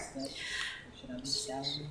Study, yeah, removes. Okay, so Okay, all right, so I will say that, on the second bullet, can you help edit yes. it? Well, this budget includes a reserve for potential reclassification upgrades resulting from the study. That's true. True, okay, good. It also estimates and includes an allowance. I would say, I wouldn't, Go ahead. there's no, there, I can't, I'm trying to say what I'm saying. She's talking, she's not typing. Okay. I'm not typing. She's talking. No, I'm trying to explain to you Yeah, no, good. about, it also estimates and includes an allowance. I wouldn't use the word allowance here. Okay, sorry. I would Construction lingo. Yeah, includes and cross out the word "an allowance." cross out an allowance. I won't repeat. Okay. You elevate. It includes an estimate of, we're gonna want, includes I'm sorry, you should have left the an estimate of the impact of union negotiations, Plural negotiations. union negotiations at the, Then that should be another bullet or something. I don't know if that that format is right, because, I don't, it doesn't really relate to the first, that bullet number 2. It doesn't really relate to it. It's Yeah. kind of something else. yeah, just make it also includes an unbulleted sort of intro to the following bullets. It's not a bulleted item. So Well- go up to after negotiations, and then go up, and then put that down. It also includes, and then get rid of the bullet, boom, no, indent. There, yeah, that's what I want to say. And then these are because we're talking about salary benefits and classifications, these are the changes in the budget that are some of the changes in salary, not people. That's another thing that I think you wanted to do.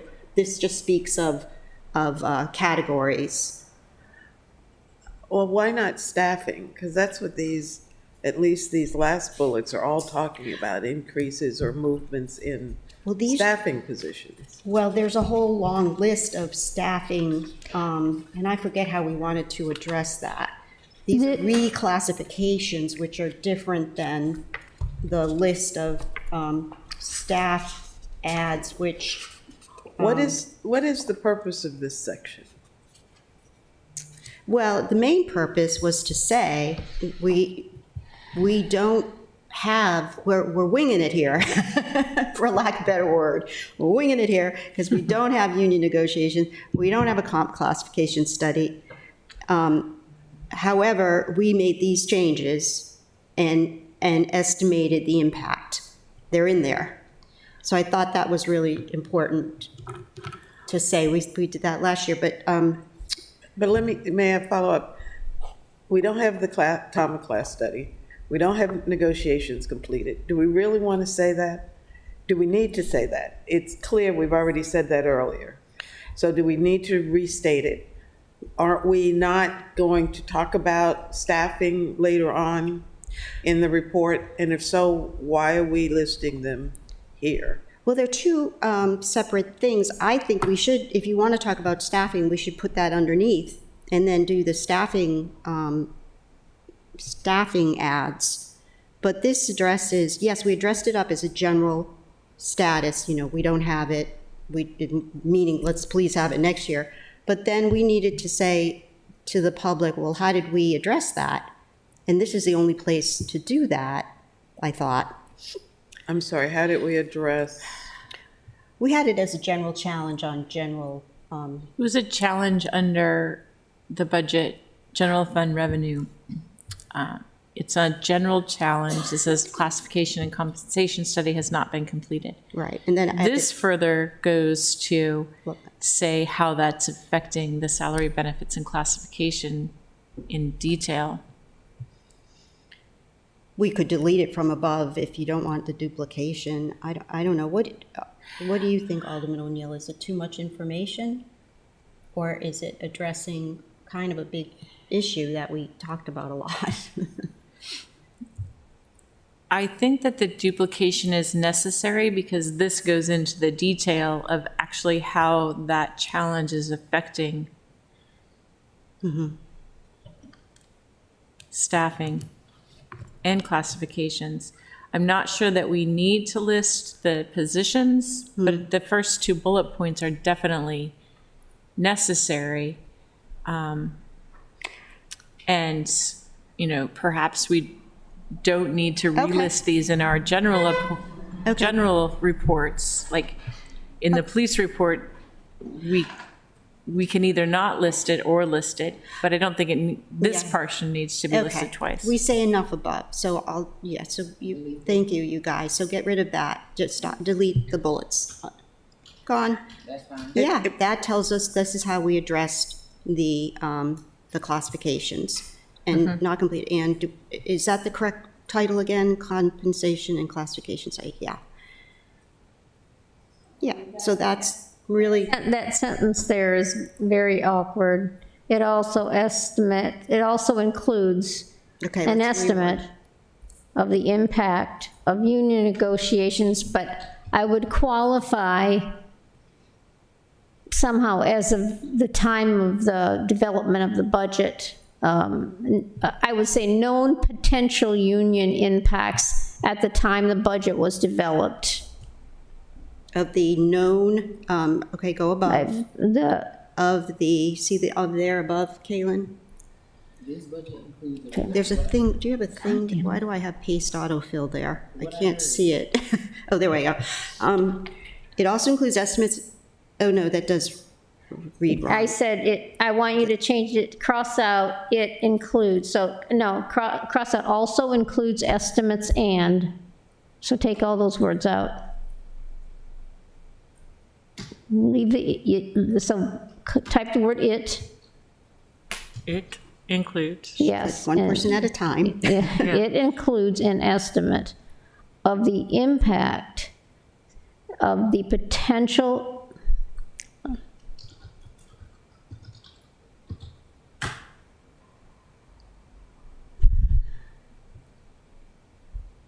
We know they're coming, so is it potential? We know we have 4 unions. that- No, I don't want the potential there, that's why I'm thinking, I don't think it belongs there. The the impact of union negotiations, Estimated at this time, projected at this time. I know what you're hold trying on. to say. You only put in, you gave it your best shot. It's very clear. It includes an estimate of the impact of the union negotiation. Yeah, it does. yes. So just But take I out the just- Just potential. yeah. take out potential. If some, What What I'm- No, wait a minute. How about It includes ongoing an union estimate of the negotiations? impact of the union negotiation. No, I think, sorry, to Director Dickinson's point, you don't want to qualify that further. You're making a statement here that it it does. includes an estimate of the impact of union negotiations. And I may defer to the Assistant City Manager. Would we want to say at the time the budget was developed? Yeah, you want to qualify it. Because I will tell you that as we finish these Yeah. negotiations, if something else comes up and if we would need to somehow change the budget, then we would come to you with an amendment. Okay, so did we use as of this writing up above? Did we use that phrase? Because we Yeah, could, the okay. first so- bullet. Okay, so we use that phrase again. Okay, of the, it includes an estimate of the impact of the, delete impacted, Of the impact of, union negotiations. at No, this time, at the time the budget is, it may be finished by the time the budget's struck. known at this time, known at this time, at the time of this writing, known at the time of this writing, because we use that phrase up above. Known at the time of this writing, yeah, because you don't. Well, this writing is about 6 weeks after we developed the budget, so we would have been trying to take a look at what we were doing, known at the time. Okay, period, known at the time, forget up the writing. I wouldn't say as of today, because Okay. Known at the It's known time, at the time, period. Thank you, Kaylin. Are you doing okay, Kaylin? period. Okay, I love you, Kaylin. Okay, And that was Vicky over here whispering in my ear what the Okay. proper wording was. so now we go into the fun stuff here. Debt capacity. You got to help me with this one because I must have asked 3 times during this. Okay, so it can be bulleted. Let's bullet. So this was from the debt capacity update that they presented. I thought that was important to say. And then, so what the good news was that our allocation to the capital reserve, which is, estimated up above, meets our debt service policy. We're within debt. Do I need to go into any more detail there? Okay, so when you say complies with our debt policy, yes, that is correct. The first bullet's correct. Okay. When you say, second, are you ready to go to second bullet? Yeah. Utilizing FY '25 as a starting benchmark and increasing general fund expenditures by 1%, you say it tracks under 10%. With the exception of fiscal year 2020. But you don't want to say with bond impact. I would say with the exception of FY '28, at which point, Okay, slow down. okay. Sorry. So we taking out the 0 expenditures? Because we kind of just skipped over that. What comes after the 1%, comma? Oh, I forgot what was there. There was something there? No, it's still there. Okay. Debt service as Debt percentage services as of- percent of expenditures tracks under 10%. Okay, Jody, what did you, With the exception of FY 2028. do we want to expand on that? So that's what I was going to say. Then you want to go to that debt capacity. I don't know if I have it here. Hold on. I think I have it stuck in the back of this book. Let me Think give you a. think of Jamie Q. It's 10.51% in 2028. Which, okay, just say that. Okay, which is, from the table, his table, because remember there was a starting point issue that, Yeah, just 10.5%. you got it?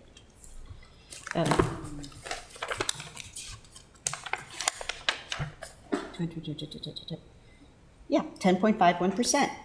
Trust but verify. All right, and I would say, so at the, above where you have debt, the comma, and you pay debt service, you don't need to capitalize the word debt Thank you, Jody. in the middle of the sentence. Do you have that? Debt service? Yeah, there you go. Make that a lowercase. And you don't then have to put italics on anything. You don't have to italicize, right? Yes, and I don't know if you want to clarify that it's a very conservative estimate of general fund expenditures and debt service costs. Okay, so. You don't have to, but that's what the debt capacity evaluation is a I very, think that's necessary. Okay, so unitalicize above, with the exception, unitalicize that. I think of fiscal year 20, all of it unitalicize. I think of is, yeah, there you go. Okay. Of, oh, I hate when it does a double and it doesn't do anything. FY is the italicized, there you go. Okay, so how about if we add another bullet that says the above, the debt service calculation is based on conservative estimate of. Yeah, the above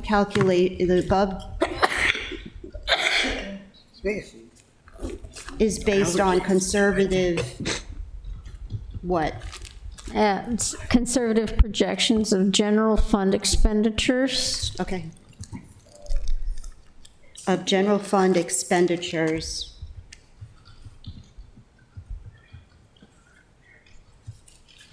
And debt service costs.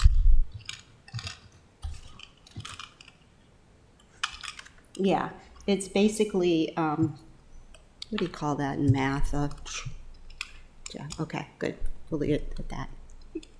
Yes, the 1%, you know our expenses are going to go Yeah. up over 1%, right? And that's going to mean your denominator is going to be higher.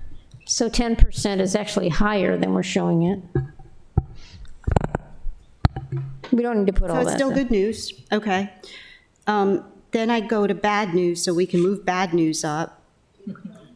Is that challenges? Oh, challenges, sorry, good catch.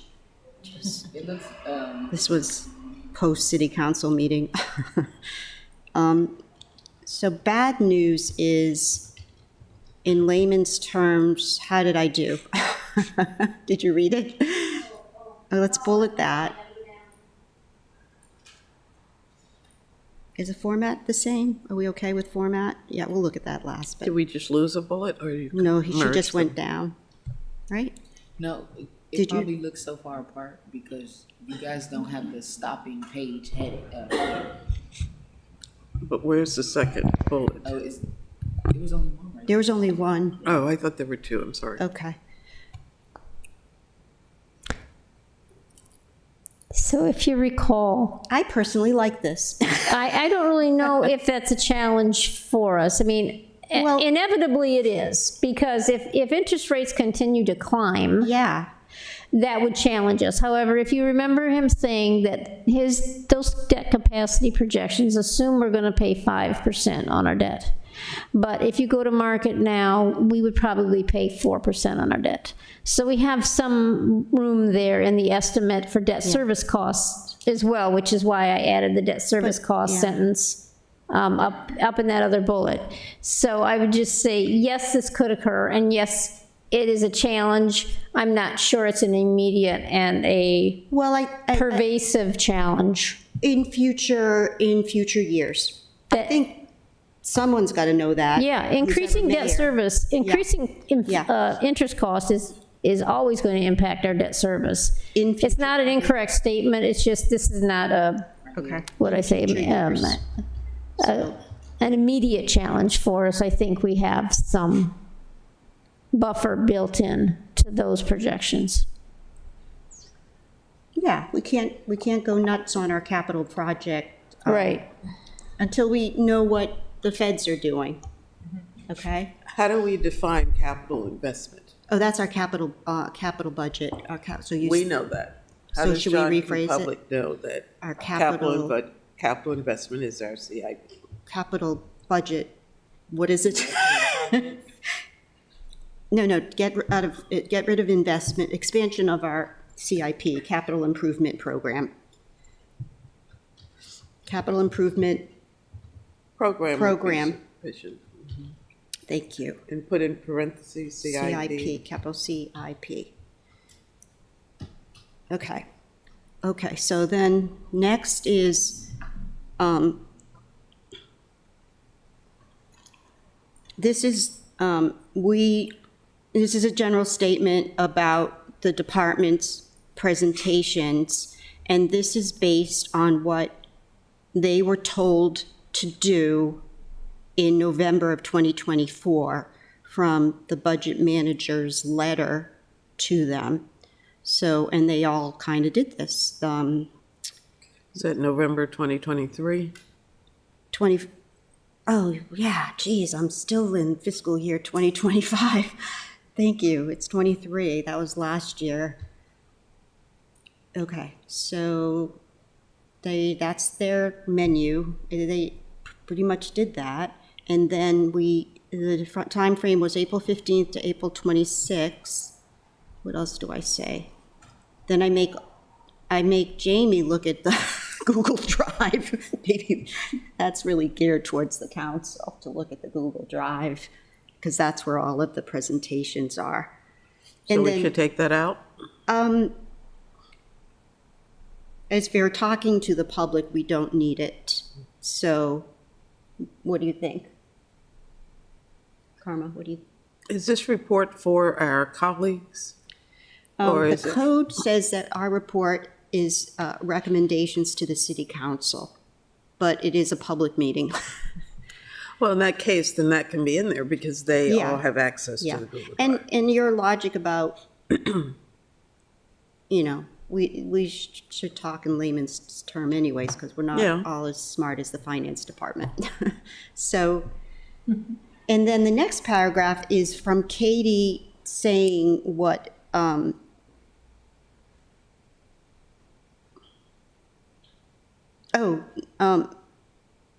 no, you can delete the last sentence. I'm sorry. This whole thing. Yeah, that was internal. Okay. Then I'm done. I went to bed, Well, that was a good job. Congratulations. but That's a detail. well, that frames everything, but I still have a couple of departments to do. So what departments do you want to do today? And it doesn't matter if you did it on your own or not. What do you want? Do you want to just go to fire? What do you want to do? Well, I think I had fire, but I haven't done it yet. I started on OEM, but it's far too long. And Because you did prose instead of bullets. I know I did bullets, but I took it directly from his presentation. Is what is in OEM right now what you've added this year, or is that? This is this year's presentation that I took from the PowerPoint that was presented to us. And he had a long list of successes and challenges.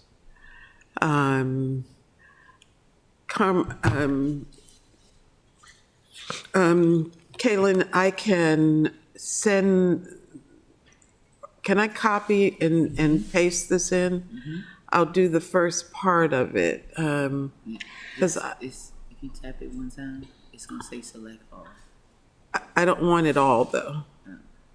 I only want the portion, the shortest portion. Shoot.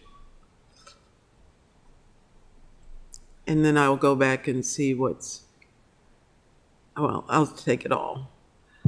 Okay. So then I go to the drive and, no, that's not what I want. Where do I want to be? Okay, so we go down to OEM.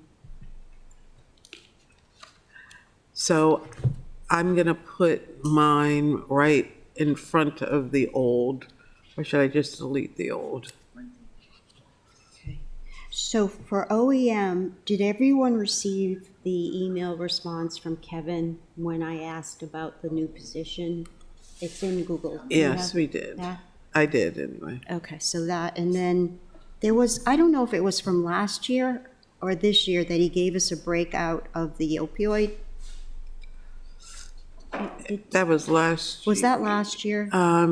We didn't ask him for that this year, right? I just copied in all of the pros and cons.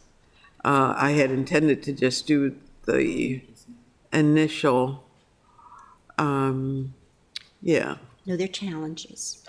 yes. They're challenges. What was the word you came up with that you took something funny? I don't know, I need a laugh. Most successfully completed, he called them.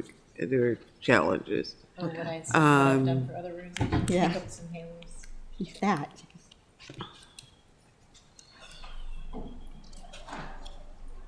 So do you want to review this? How do you want to do this? Yeah, let's cram away here. Let's have a goal. Okay, we're- so- We're leaving at 1:30, so maybe Take a 10-minute break. we'll take a 10-minute break. Okay. Did you start any departments? Okay, so we'll do OEM, then we'll flip to you and do whatever. Try to get, we had to get like 5 done in a day, so we'll try for definitely 3. Yeah. Okay. Okay, 10-minute, Yes. oh, we're gonna take a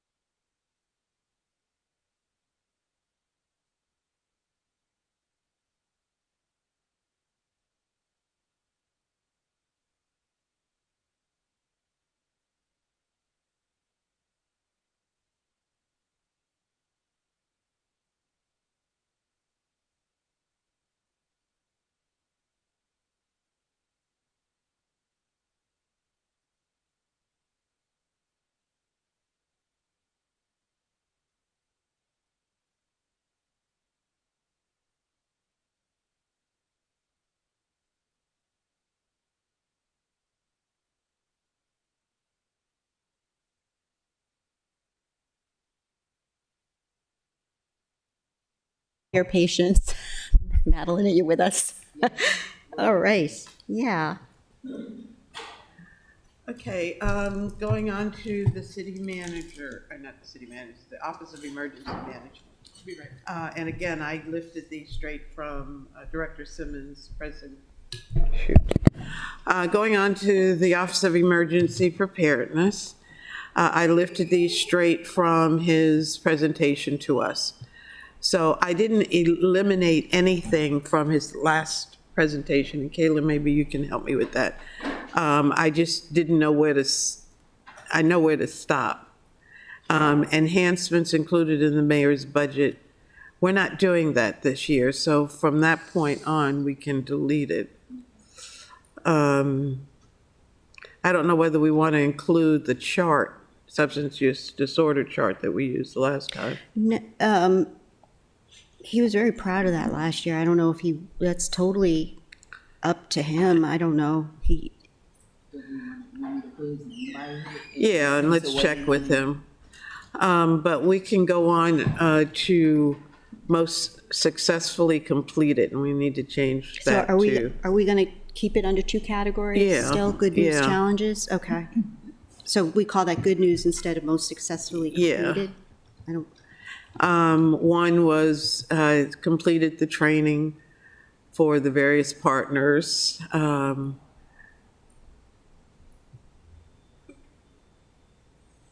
Are you good? Kaylin, I'm sorry. Oh, okay.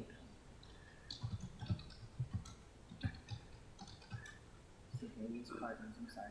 Yeah, for APD, fire, OEM, and other city partners.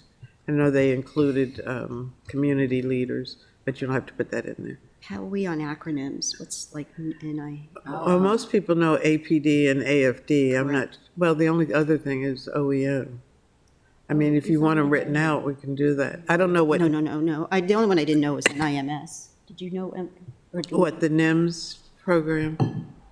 Is that the one you were questioning? Yeah. And I don't know what that acronym stands for. Okay, can you, okay, completed the various. Oh, put OEM in parentheses after, you, like, make it part of the title. It's at the top. That was from, Oh, it's gone now. It was trying at to the, catch the things that you're saying. And Okay. everything else around it, I'll delete it and all of that formatting and stuff once we're done because, yeah, we're like Well, I think all I'm saying is just, we want right to here. OEM, make the acronym Oh, known. okay. Boom, period. Yeah. Okay. Okay, so down here. Yeah. Completed the various training courses for APD, AFD. I'll put the regular names and then completed with the acronym. the first bullet, it should say with instructors from across the state, Okay, including that's what's OEM missing. personnel. Okay. And not the period, it's one sentence. So remove the period and then.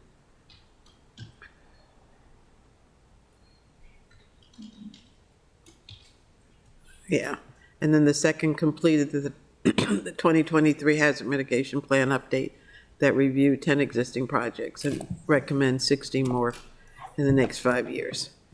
And then the last one is work directly with state elected officials to propose legislation that improved disaster recovery procedures in Maryland that included local units of government. Initial appropriation from Governor Moore's FY budget allocated $2 million to the state. And I'm not sure how important that is for our budget, but it does speak to the workload of the director and the staff, because he wasn't alone in doing that. The next line I asked Jody about, the Department Disaster Recovery Fund, and she's not aware. I think this is the fact that we are now eligible to get funds from the state, but I don't think that's necessary in this report. I mean, it's up to you. Allowed for businesses, just say small businesses to receive funding. That's what it was. It's run by Stephen Rice. I don't know what VOLT stands for, but I don't know if you want to say that, but that was a good news that we gave. Well, let's leave it here in case it's not in planning, but if it's in planning, we can Oh, remove. no, I mean, I don't mean just the paperwork, but this is something that OEM initiated, the funding. yeah, I'll do this. Yeah. Now you have to come back to it. there you go, yeah, just, Okay. And then the next portion deals with the challenges. do you want to say that they helped with the Key Bridge collapse? That was good news. They helped with the Key Bridge collapse. Oh, yeah, I don't know whether they mentioned that. I know he mentioned it in his overall I speech. thought that was really cool, but Yeah. But these are the challenges: lack of capacity to pursue major grant opportunities other than those the department already receives. yep, Secondly, committing resources to outdated or incomplete plans using the strategic plan, COG, recovery plan, and the training and exercise yep. plan and others. That should be a separate bullet. Shouldn't it be committing resources to, Okay.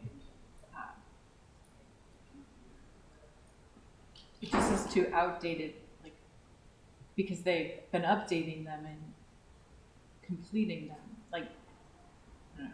The sentence You might structure on say, that is interesting. From what I gathered, all of these plans are incomplete because they don't have the capacity. You know, what stands in my mind is when he said there are 58 plans that they're responsible for monitoring and updating, and a very small number, maybe 18 of them, have they been able to actually get updated.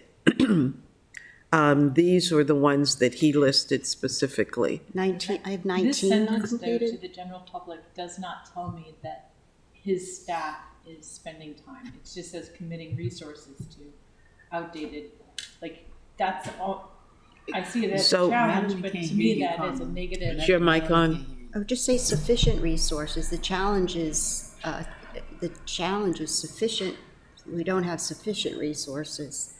To, Okay, committing sufficient resources to outdated and incomplete plans?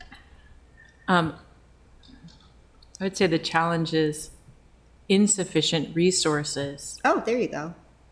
to update Okay, and complete plans, okay. So delete committing. because that's a challenge. He has a challenge committing resources. Just, no, delete committing, the first word, Kalen, and then capitalize I, insufficient. To update it or Include your resources To to, update and complete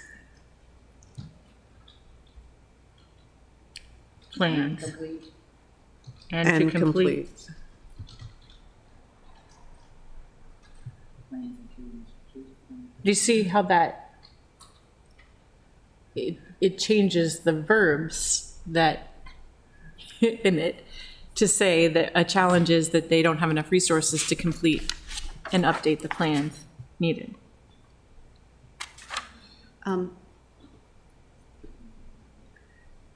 Okay, so the next bullet speaks to, and that should be addressed differently also, complete a cyber disruption plan with IT and provide training and exercise. So that should be another insufficient resources to complete it. So all of these speak to insufficient resources. he must clear, wow, I have these exactly, so Yeah, this is exactly what he presented. presented. Interruption here, can we just call this challenges? We don't want to introduce Yeah. performance measures. Yeah.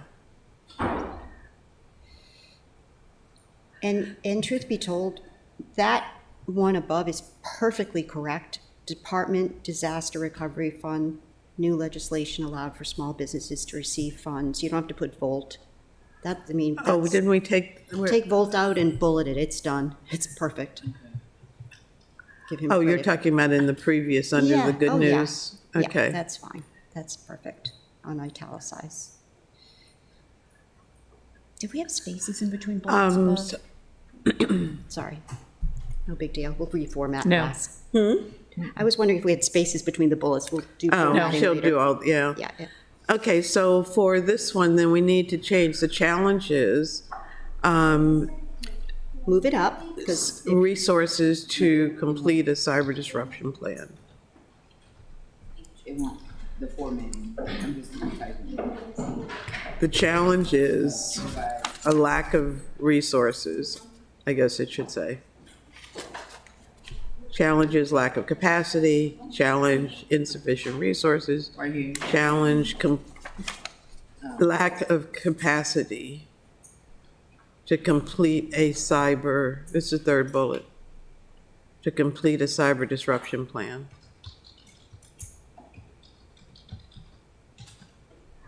And the rest of it is all the same for IT.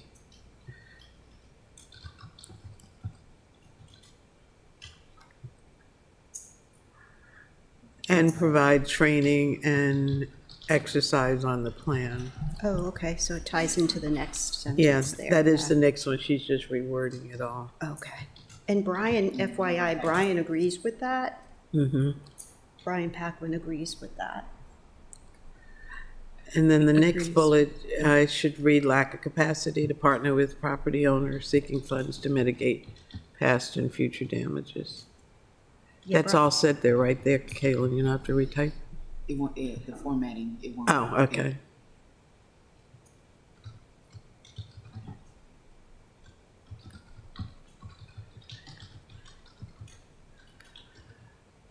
I'm not sure what it means to partner with property owners.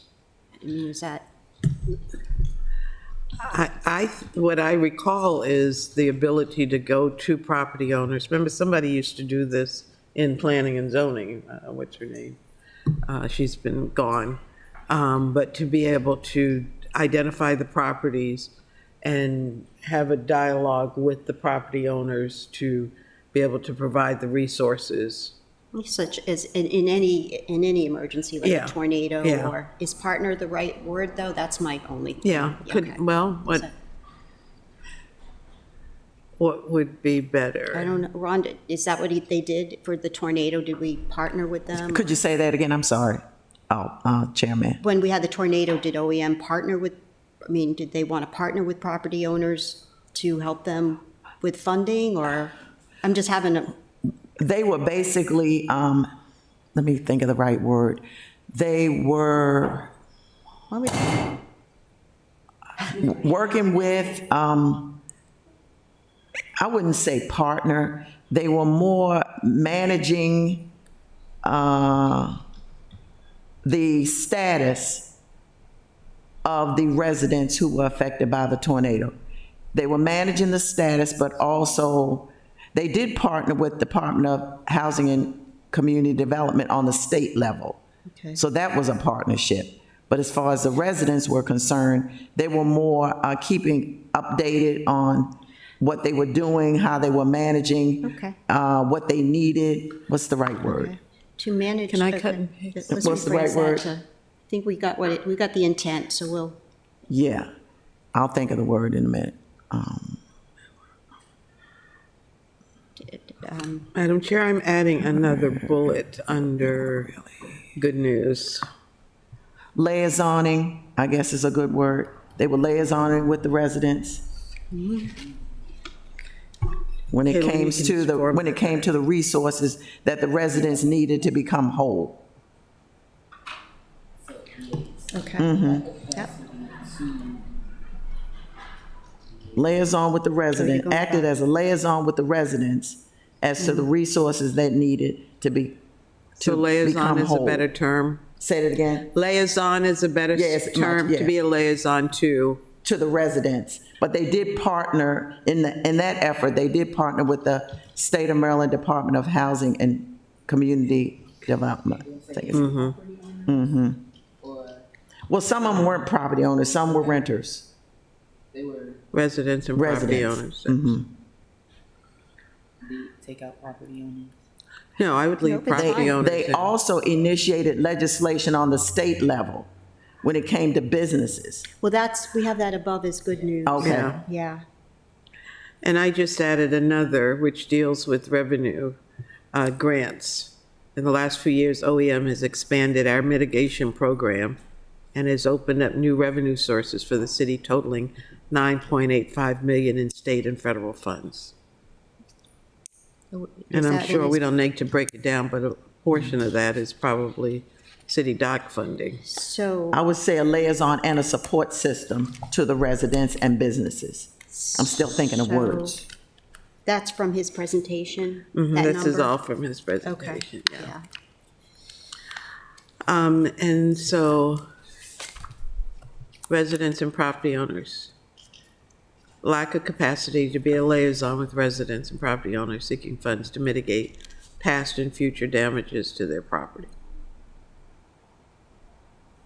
Alderwoman, does that capture it? That was it. And not quite. And they also were a support system for them as well.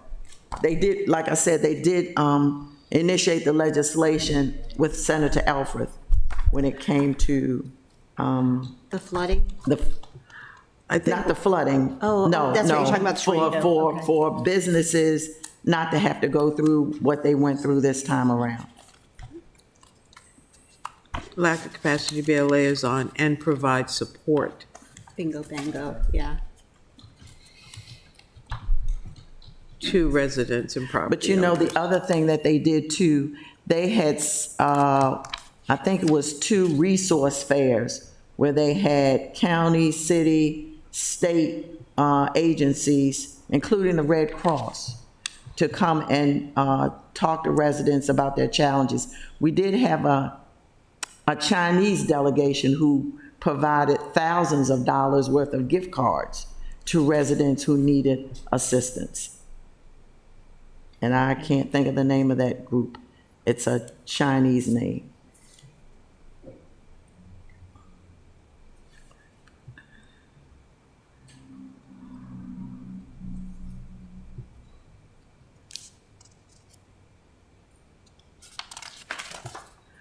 So the next, under challenges, I have recommendations, and we haven't decided how we're going to do that. Are we going to list the recommendations within the department? Oh, no, and then repeat them at the end? I thought we were going to put a list at the end, but this might be,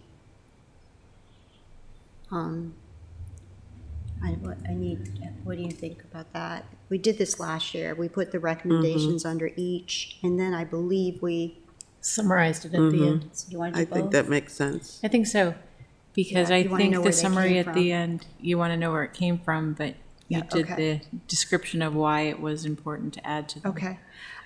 Okay, can I be a nerd? I need finance help. I don't, in the good news, the last bullet, it says that they secured 9.85 million in state and federal grants. That's not reflected in the budget if I go to the grants section. Or am I incorrect, Director Dickinson? Should we? You have to repeat that. I was listening and I put my memo and then Director Simmons, it says that they totaled 9.85 million in state and federal grants, and I can't match that up with the budget in the grants section. So I don't want to put a number where I don't have a basis for it. Ms. Connolly's going to the mic. Budget Manager Conley, please. So can you tell me where you are in the memo? Under OEM, page 7 last bullet. Page 7, last bullet. It's How do you state know and who's federal. So over? let me pull up my budget book and I'll. So because I mean, unless he says unless that's to I took that date. straight out of his know. budget. Yeah, but it says the last few years, and I'm really not sure where that Yeah. data comes from, so we'd have to check it out anyways. We're gonna have to research it. Do we have a number for this year? 24? If we add up his we could, So what he's saying is how much they brought to the city, not necessarily how much we've spent. Correct. So we would be able to tell you what's in the budget for '24 for OEM grants? proposed budget. Is No, that? for No, she said 24. 24. Oh, okay, I wasn't looking there. So okay. we'd have to look it up in, Yeah, in the budget book.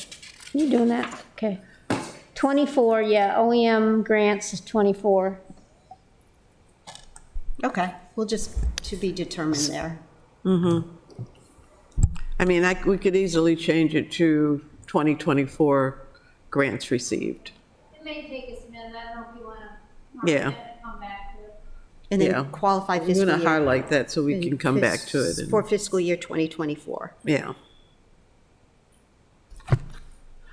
Under the recommendations, most of that is justifying. Is this from his email? That's where the dollar came from? No, all of this came from his presentation. Oh, he had the dollar figure in his Yeah, presentation. the 122 Oh, is in his presentation.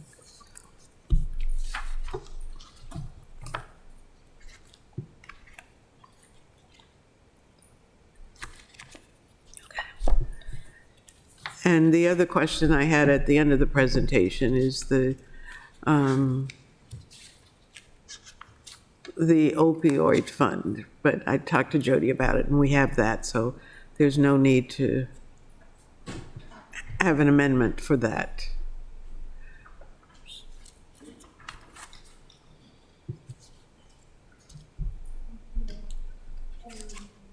So I don't think we need to keep, I mean, it's the Right. committee's choice, whether we need to keep all the justification for the position. I don't think all of that is important. The bottom line is that we're supporting the enhancement of the 122, 133, right? Yeah, I mean, you explained the reason up above in challenges pretty clearly, I Right. think. So like I said, I just copied all of that out of his presentation as justification. So I'm comfortable with removing all of it down to the total requested. And that's a duplicate also, so you can even get rid of all of it, down to my question on the 112.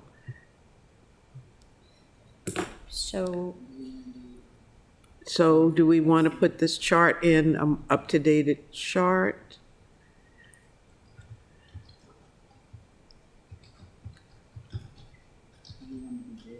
So we're making recommendations to the council. We don't necessarily have to translate those into amendments just yet, right? We have to finalize. Into what? I'm sorry, I'm not hearing. To council, we're making recommendations. We don't necessarily have to finalize the amendments, do we? Because this ultimately will be an amendment, right? To add that person, and we have to find the money, the fund source. Last year, we presented Finance Committee recommendations of amendments. Correct. We were the first to, So we had amendments prepared. we had amendments prepared. Okay, so we got to find money for that. I think that should be the Finance Department's job. If we fill out that form that they sent us. For, Well, why don't we see what our recommendations Yeah. are? yeah, So this is the first recommendation that comes from the Finance Committee. Am I correct? Do we need to vote on this? sure, get it done, yeah. Then I make a motion, Oh. Okay, let me make the motion, and then we can open for discussion, that we recommend the emergency planner position for the Office of Emergency Preparedness at the tune of $122,133.03.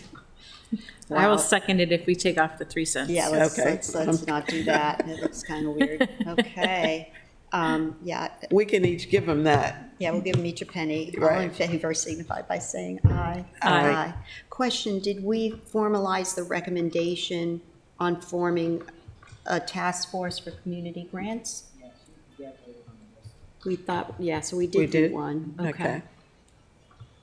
Okay. Madam Chair, Yes. new OEM grants in '24, new for '24 were 1.1 million. Yeah, so I think he was trying to say to date. That's his number to date. For the last few years. Yeah. That's what he says, so we want to change that to, he's brought in 1.6. Ms. Conley? Okay, Budget Manager Conley, it was 1.1 last year, new '24 grants. Okay, we're back up to the highlighted, Kalen. so thus far in 2024, and that's funds that have been received, not awarded and not received?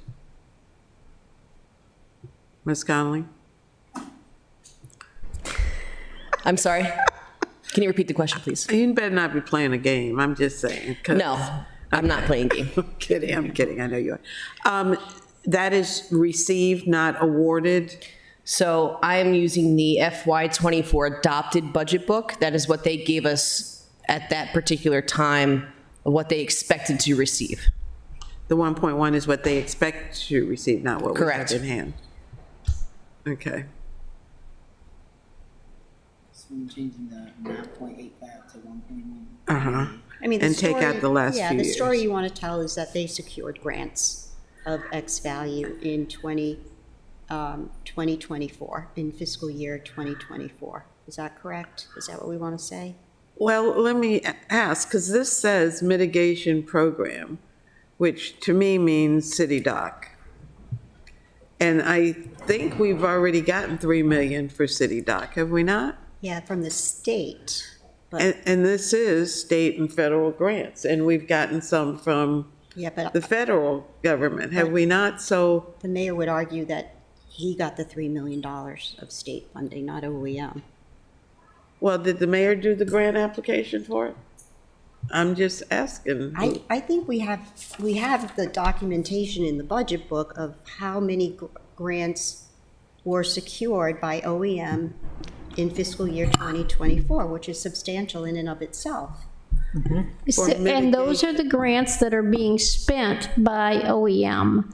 I think we don't know where the number comes from. If he's referring just to the last few years' cumulative amount of grants he got for OEM. Also, they worked with others on getting that, trying to get the FEMA grant for City Dock, but City Dock's not in their budget, so. Yeah, that's- So that's why, but that's even bigger than the 9.8. So I don't know what they're trying to get at and what number we're trying to pinpoint. If you could, we can tell you what's in the budget for OEM. We don't know where the 9.8 came Right. from. So when you go through your grant fund summary in the budget book, those are grants specific to each department. Each department, yes. So And I they've got can't tell you who helped on what application or what, that we don't have it grouped that way. So we can change this to Why don't we the just say, fact that they Maybe you can say received- substantial. yeah, let's not use a number because it gets really gray. I'm good with that. Are we Yeah. talking about mitigation programs? Are we taking that out and just say that they have brought in substantial grants? Well, I think their effort is on mitigation, and you really want to infer there that they're after that FEMA grant. So they have expanded the program, which has opened up new revenue sources for the city. Totaling millions? um, I don't know. New revenue, what, you had it, Jody. What did you want to say there? Just from via new revenue If you're trying to sources. get away from pinpointing a number, because we don't know what's in that number. Yeah. I would say substantial or some word to describe a greater amount, dollar amount, or millions, or, I don't know. so Just try to just be more delete- general. And has opened up substantial revenue sources. For the city in state and federal grants. Period, yeah. That's it. Got That's it? it. That's it. Yeah, that's it. Kaylin? Revenue, so, wait, repeat it again. Revenue Open up sources. significant revenue sources in state and federal grants.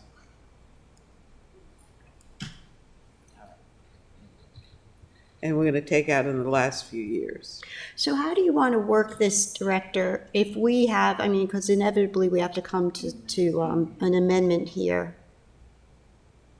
We're recommending the planner in OEM. Can you help us find the money? So I don't know.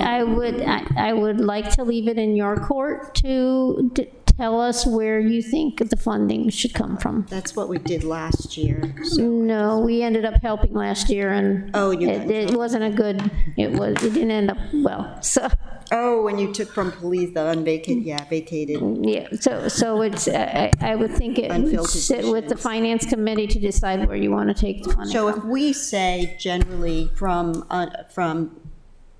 unfilled positions, we say that, you can then give us a number? I know, we'll cross that bridge when we come to I it. think that's going to open us up to be very critical of all of the positions and how they're funded. Because if we have to find the funding for the one that we want to fund, there are how many other new positions that are funded in the budget? I don't know, but if it opens, okay, do you want to speak to this? Funded in the mayor's I budget. don't want to raise taxes, do you? No, but I'm saying they're proposed to be funded, the other ones. Well, this is the mayor's budget, so right now, I'm talking about what's funded yeah, in you're the saying mayor's you can- budget. I know it's Yeah. proposed So that's what I'm because. saying. Yeah, We'll so find- it's we'll our find. budget now, but Yeah, we'll find. we need to know how many other new positions and what the cost of those positions are. We've already Feel prepared differently that. about those positions. We've already prepared that and provided it to Alderwoman O'Neill, I believe. Are you talking about your slide, or was there something? No, Oh, a list of positions with the cost of each Okay. position. Okay, we'll need that. So we have that already? Yeah, It was mailed to us. yeah. Can last week. can I charge you with printing that out? Because we will need that for amendment discussion. Yep. Okay, so we're not quite there yet. We have to allow time. Okay, so we are good with the last bullet?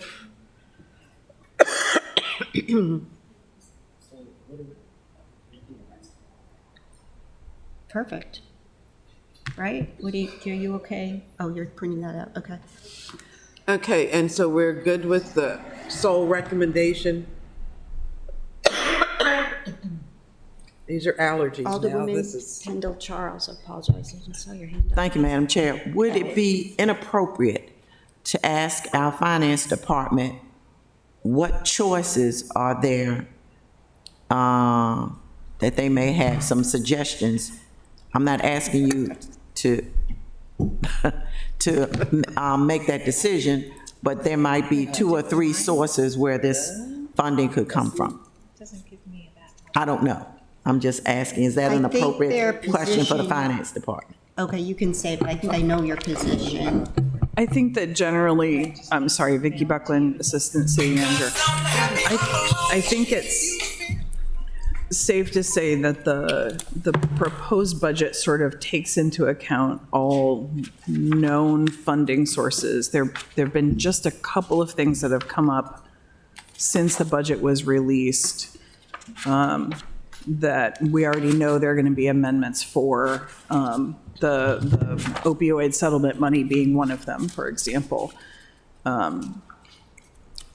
But aside from those, it really is just, here's, some of that information about here's all of the net new positions, for example, and those kinds of ads. Does it align with? That's certainly information that we can provide, but other than that, it's not like there's a sort of a stash in some ways. Do you know what I mean? Yeah, I know what you mean. Yeah, so, is that So there's fair? line added positions. I'm chuckling for a reason. Yeah. So Sorry. this was the situation last year. We had identified some sources and we used those and it led to all kinds of misunderstandings and confusion. And so you have in front of you, the budget is proposed. You see the enhancements. We'll provide you with any data on what the dollar value is of those enhancements. Or there are other departments where you'd want to reduce existing services. It's up to the finance committee to decide what your priorities are among all those things that we've put in there. Not just enhancements, but like current level of service. If you thought, oh, we could cut back on this department somewhere because of this other reason, you can recommend that reduction there. But we'd like to leave it in your court. I got it, yeah.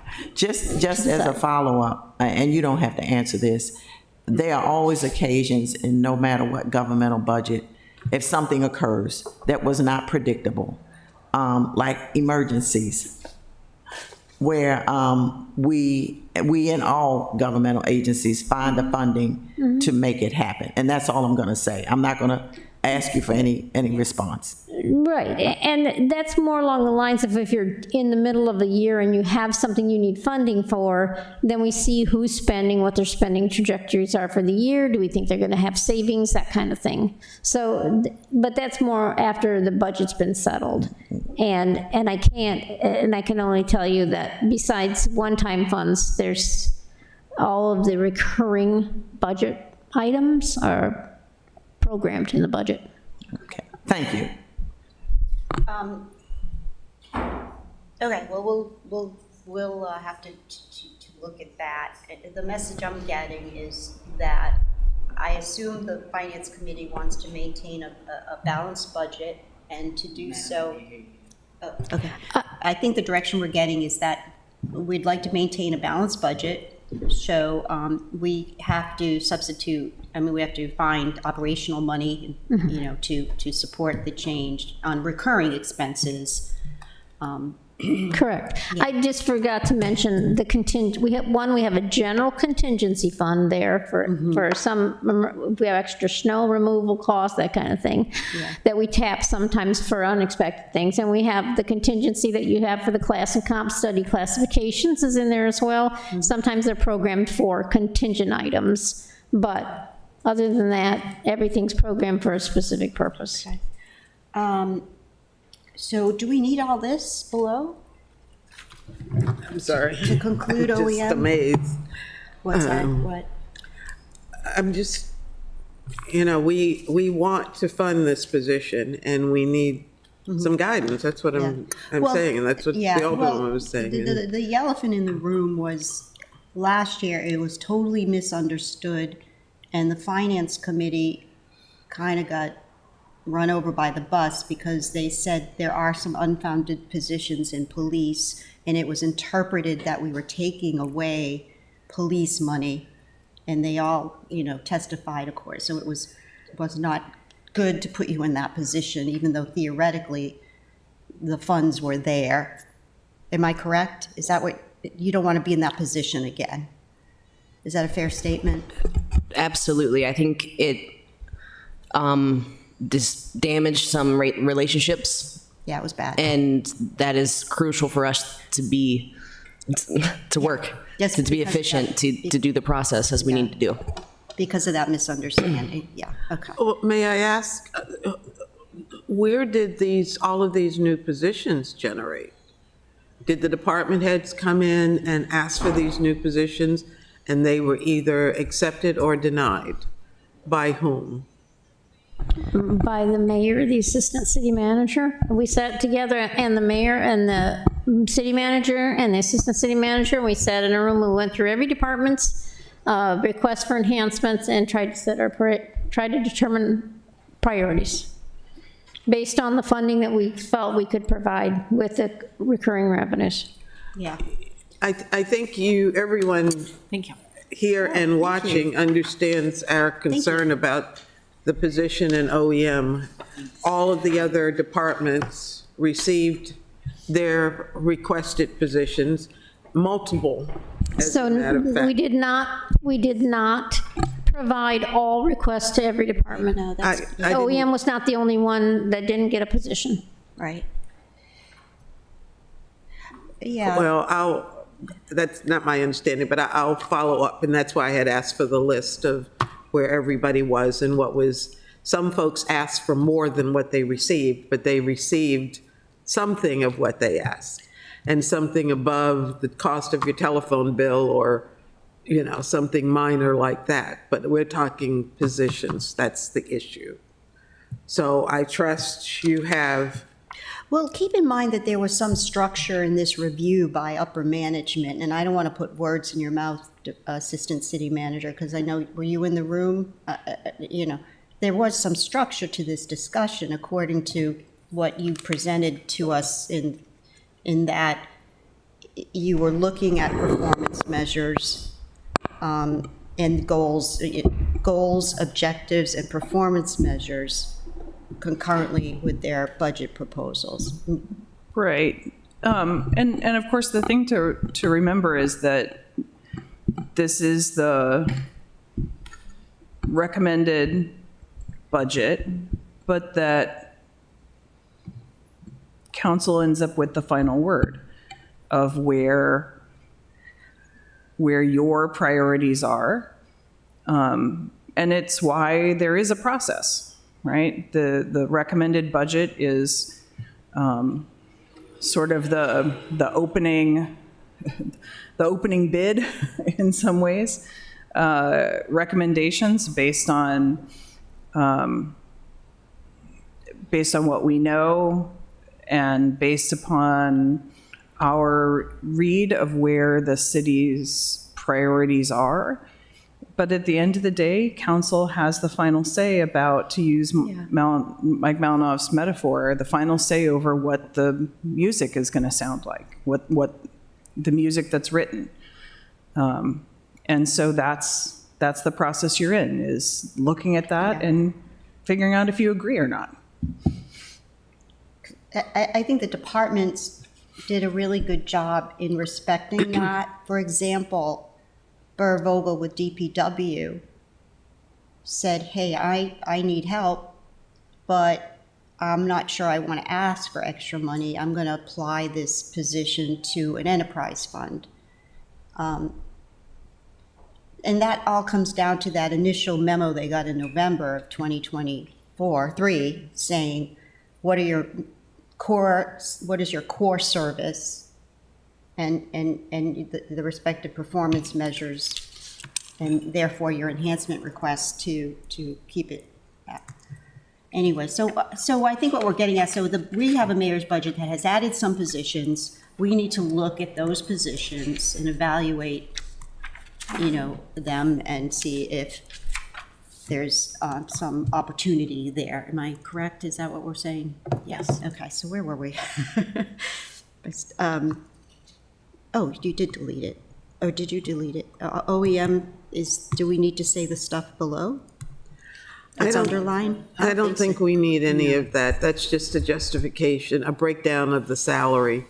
The base salary being 79 and the other being benefits. So the grant, the next part was, I don't know if it applies this year, because he was asking for money for enhancement, and that was his justification. I'm sorry, I thought it was because he just wanted to show the effort. I don't know if he has anything this year for that. I don't know what you're talking about. I'm going further down with the chart. Oh, okay. Yeah, that was applicable because he was asking for an enhancement. Last year, we were trying to come up with whatever the dollar amount was. Yeah, it was confusing. So do we need this chart No. is the question. No, because it says here in fine print, if no grant funding is awarded, which we did give him, I don't know why 12,000 comes to mind, but we gave him money, he's substantiating the enhancement request here, which is not applicable this year. So I think we can delete it. Do you agree? Okay, there was. So that ends the OEM. Oh, yeah, there's our recommendations down below. These are the 4 grants that make up, or the 4 programs that make up the opioid intervention program. If we need that, but that's the 147,000. But Jody assures me that funding is So they taken added care an of. emergency, I'm looking at our last year's recommendations. They did add an emergency planner, huh? I don't think we He's recommended asked it. for I it don't more think they than did. once, I don't yes. think, there isn't one. Yeah, we recommended, I was just curious if there was. It's an unfilled. I don't think it passed. Oh, right, okay. Anyways, we can So delete, second year or third year that this request has been worth a made. try. So we can delete those. They're good to look at, but Yeah, this is all last yeah, year's. so delete. Okay. Thank you. Okay. Are we keeping those 4 grants? I don't think we need those No. here. No, I don't. I don't know if we need to get into any opioid discussion here. Do you think? Are you happy with it? Yeah, I think Yeah. And you Ms. can, Dickinson said the funding is there, so we don't have to. yeah, and then you can delete that asterisk there, Caitlin, if no funding is awarded. Don't take, yeah. Yeah, take that out. Okay, and so, okay, that's done. Who's next? I'm sorry. I did HR because it was super simple. Okay, That's the one I was able to get to. okay.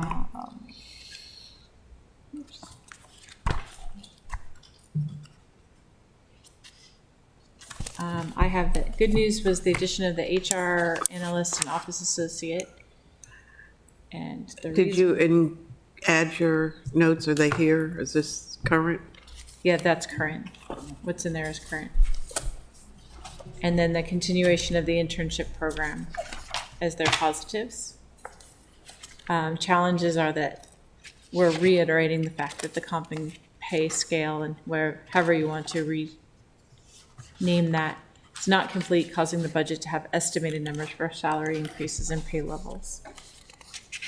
And then a challenge is an increase in healthcare premiums as we have previously discussed. So that's why I felt it was easy enough to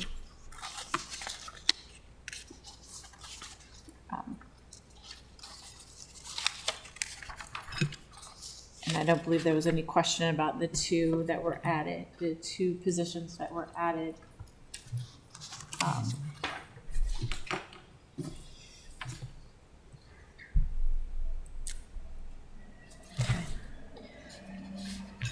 Was a human. Although it was only an one upgrade. position, yeah, it was an upgrade and in then an added Yeah, it position. was an upgrade.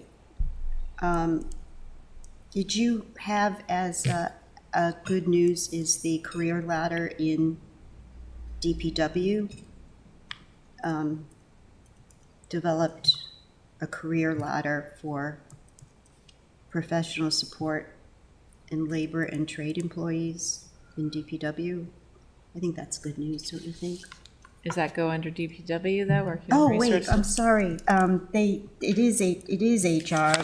They helped them with that. Okay, So they assisted, do you want to do that? Assisted DPW with development of career ladders for professional, support.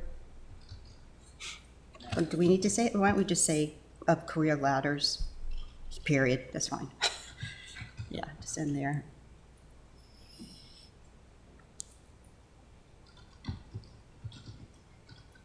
So let me ask the finance department a question. What is the status of translating to a 401k plan? Continued I hear, intern program. I mean, I'm not sure if that's looked at anymore. At one time, there was, I think last year, there was it was going to be studied, if I'm correct. So one thing that we had looked into was a possibility of moving to another pension option for non-public safety employees. Currently, our civil service and exempt employees enroll in the state plan, the state pension plan. And we have looked into getting out of the state pension plan and enrolling at least new employees in another plan. I don't know, it probably wouldn't be called a 401k plan because those are not available for government employees, but, some kind of 401a or some kind of contributory plan. And we've done some initial, HR manager Hopkins had some initial conversations with the state to find out what would be needed. And it's going to be, it's going to be an effort, even if we just want to enroll new employees in that plan. We're managing two pension plans. For any attempt to move existing employees over to a new plan, we are not likely to get our employer contributions back for those people. They're going to keep ours. They would, I don't know, whatever process is required the employees would get theirs back, but we wouldn't. So then we have to decide how we want to move forward. Do we want to just do new employees? Anyway, so it's not an easy path forward, and I think due to other priorities, we've kind of put that on the back burner for now. I only bring it up for two reasons. FAP brings it up every year, and it's always in their report. And the second one is that I did hear last year that with new employees, with hiring, with interviewing, some of the younger employees say first one of the top 10 questions is, do we have a 401k plan? And Right. yeah, so is it a hindrance to hiring? Yes, because the state's plan requires 7% contribution from the employee. That's a lot. That is a lot, yeah. New employees starting out would want to choose how much they want to contribute.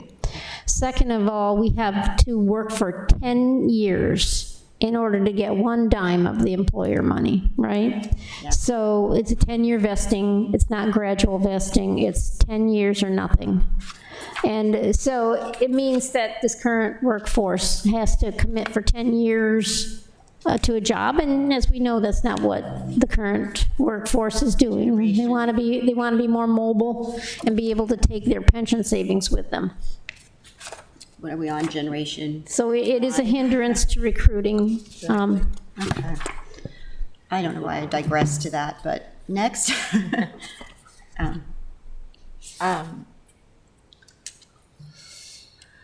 Do we need this recommendation, supports added staffing?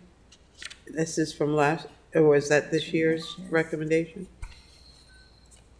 I added that in, obviously before we voted on it, but if we were doing recommendations for the other departments, I thought we just needed to either say we would support the budget as presented or not. Oh, yeah, then we would have to do that for everyone. I don't think, We have done it for everyone, I thought. Oh, no, sorry.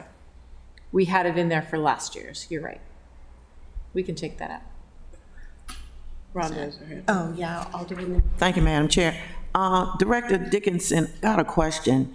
Had anybody inquired about, say, if I'm a new employee and this 401A is a possibility? Is there some way that a person could do a hybrid? Say, for instance, the 401 is in existence, but you still have some employees on the pension plan. If I come in, can I do a hybrid?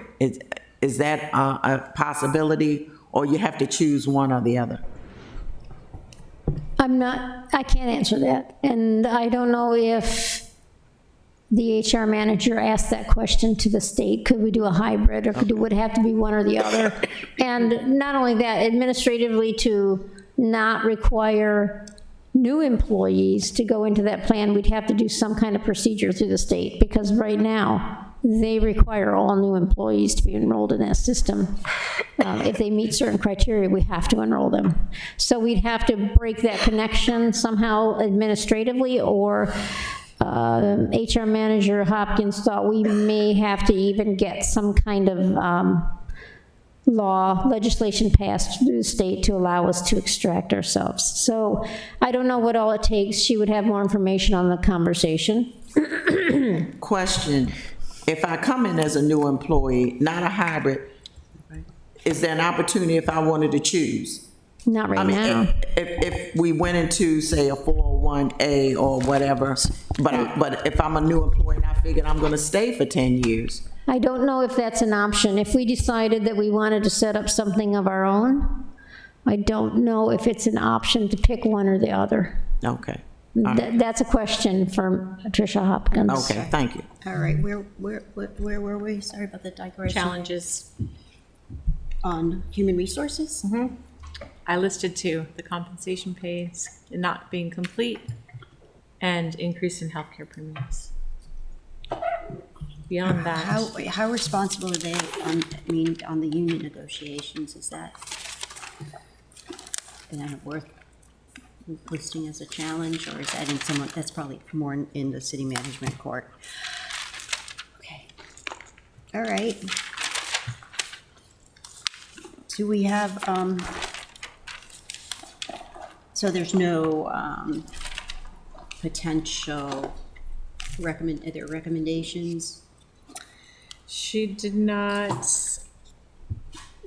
ask for any. The only other note I have is that Alderwoman Finlayson had suggested that they increase the number of interns. But I will be honest, I think that last year they put out, not a survey, but a question to all of the departments asking for the number of interns they could handle for the summer, and I think we fulfilled all those positions without having anybody not receiving one, so. What was the number she had for interns? 20. Yeah. Yeah. May I? Yeah. Oh, sorry, yeah. That's okay. Part of my interest in this was the fact that we had 2 intern programs going. One that paid far better than the other. One was generated by Alderman Gay, and Ms. Dickinson, correct me if I'm wrong, and the other one was through HR. Oh, no. So the first year, the program was not handled through HR, and the rates that were being paid, it was managed by a combination of administrative staff, and I think Alderman Gay had a role in that as well. And then the second year, it's the same program, the same number, it was the same idea, but it was managed within HR to give it more structure and make the pay more comparable to what the position should be paid. So it was to give it more structure. It's the same program, and we're continuing it in this budget. It's just going to have more structure because it's going to be administered by HR. Okay. My interest was simply to not have 2 programs that had different requirements and options for them. So that's great. So no need. Thank you. Okay. All right. Anything else for human resources as far as recommendations? We did discuss when we had her reports, one of the start items I have was that in 2011, we stopped the tuition reimbursement program. And if we're going to do suggestions, I would offer a right. suggestion to explore bringing back a tuition reimbursement program. Thank you. I totally agree, and I think that was one of my questions to her. You're talking like tuition, like to a community college or something, or for Correct, advanced for our training? employees. Yeah. I think Either that's additional subject to training bargaining, if I'm not mistaken. It's what? Subject to bargaining. Subject to bargaining, to negotiations. That's a benefit. Is it not, Ms. Dickinson? For unions, if we have something like that, it's typically, I'm not sure if it's always in the contract or not. Sometimes it's talked about in the negotiations. I'm writing an email right now because what you just said, we're contemplating it right now and trying to figure out a way. And I'm gonna get some more details about how we're planning to fund it if we do something like that. So does that make sense as a finance committee recommendation, is to further explore? Yeah. Just keep it at explore. Just so you know, we're well on our way to exploring it. So if you want to just add it into your report as something you're very much in favor of, and we're already going in that direction. It's So just a we matter of support. finding if we can reallocate some funding or something Let's find somewhere. a way of writing that. So could we say finance committee suggestions as our next headline under challenges? I'm not hearing what you're saying, but to support a college reimbursement program as a recommendation. So if we do a headline under challenges that says finance committee suggestions, Recommendations. Or We're using recommendations. there you go, recommendations, yeah. recommendations. Mr. Malinoff may say that that's interfering with negotiations. If it's on the table as an option. You asked me a question? I thought you were still talking amongst yourself. Okay.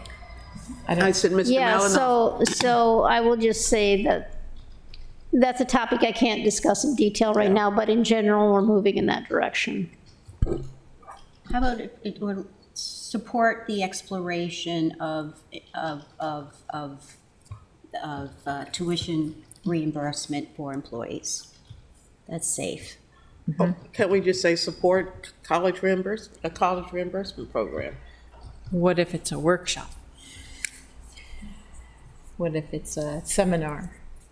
Will we,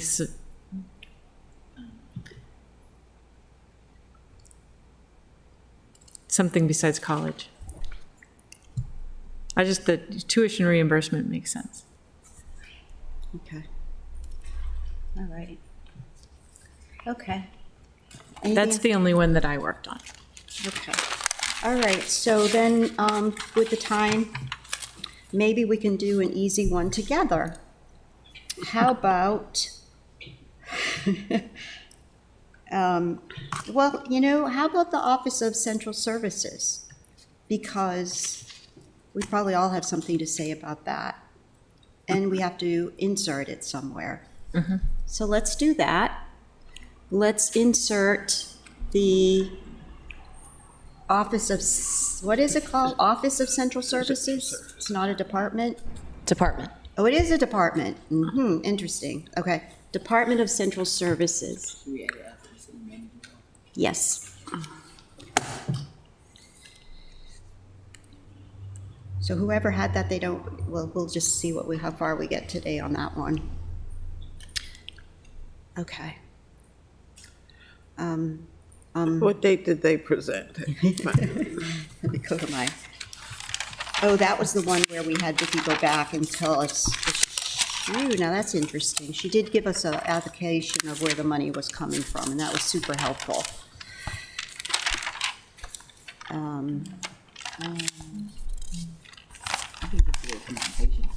That's what we need.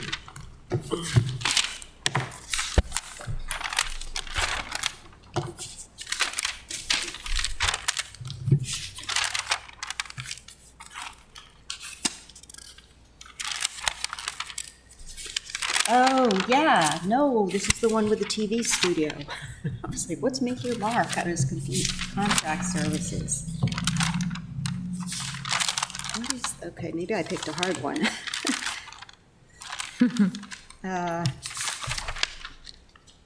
Well, let's at least talk about it, right?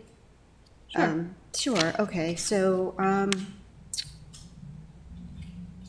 right, we won't go to, well, there's good news. Okay, good news. There's good news that we're consolidating or elevating these services, to get attention. No, elevating services to, you know what I'm trying to say? That, To an independent department. Isn't that what we're doing? We're creating a new department. but for a reason to provide more direct service in the lines, I like that, wherever you were going with that. but I don't know the Where did you add it two into headings the that were report? After city central manager, services. actually, you know what? There's probably a staff report that says it better, but. No, after city manager?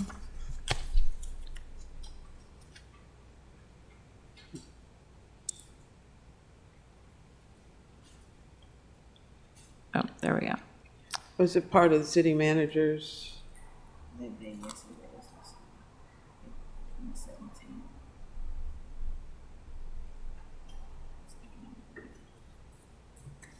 But, I mean, basically what it did is that the finance department procurement was buried, for lack of a better word, procurement was buried under finance, and fleet was kind of buried under DPW. So now they're together. So a department that would oversee not only procurement, but fleet management.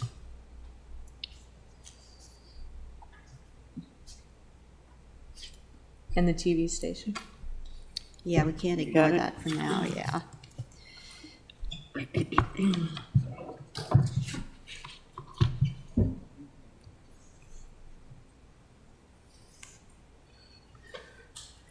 Purchasing, facilities management, fleet operations, and replacement.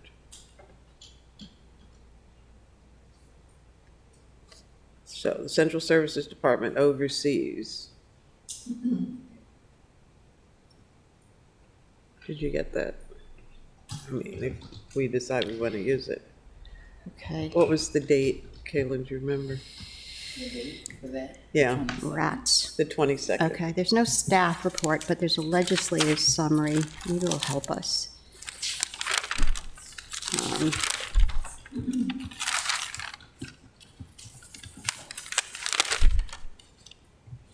Oh, there's an org chart attached. This just tells you where everything's going, okay.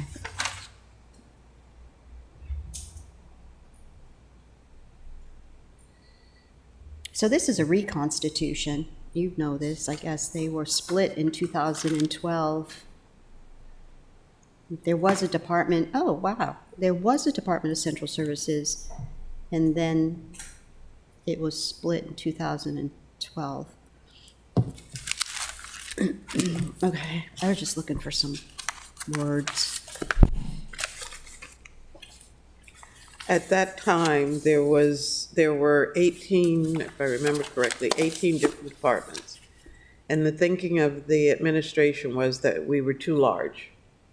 And so several departments were eliminated or downgraded from a department to an office. IT, HR, Central Service was completely disbanded and sent to at least 2 other departments. Well, I'm assuming we all support the department? Yes, absolutely. Yeah, okay.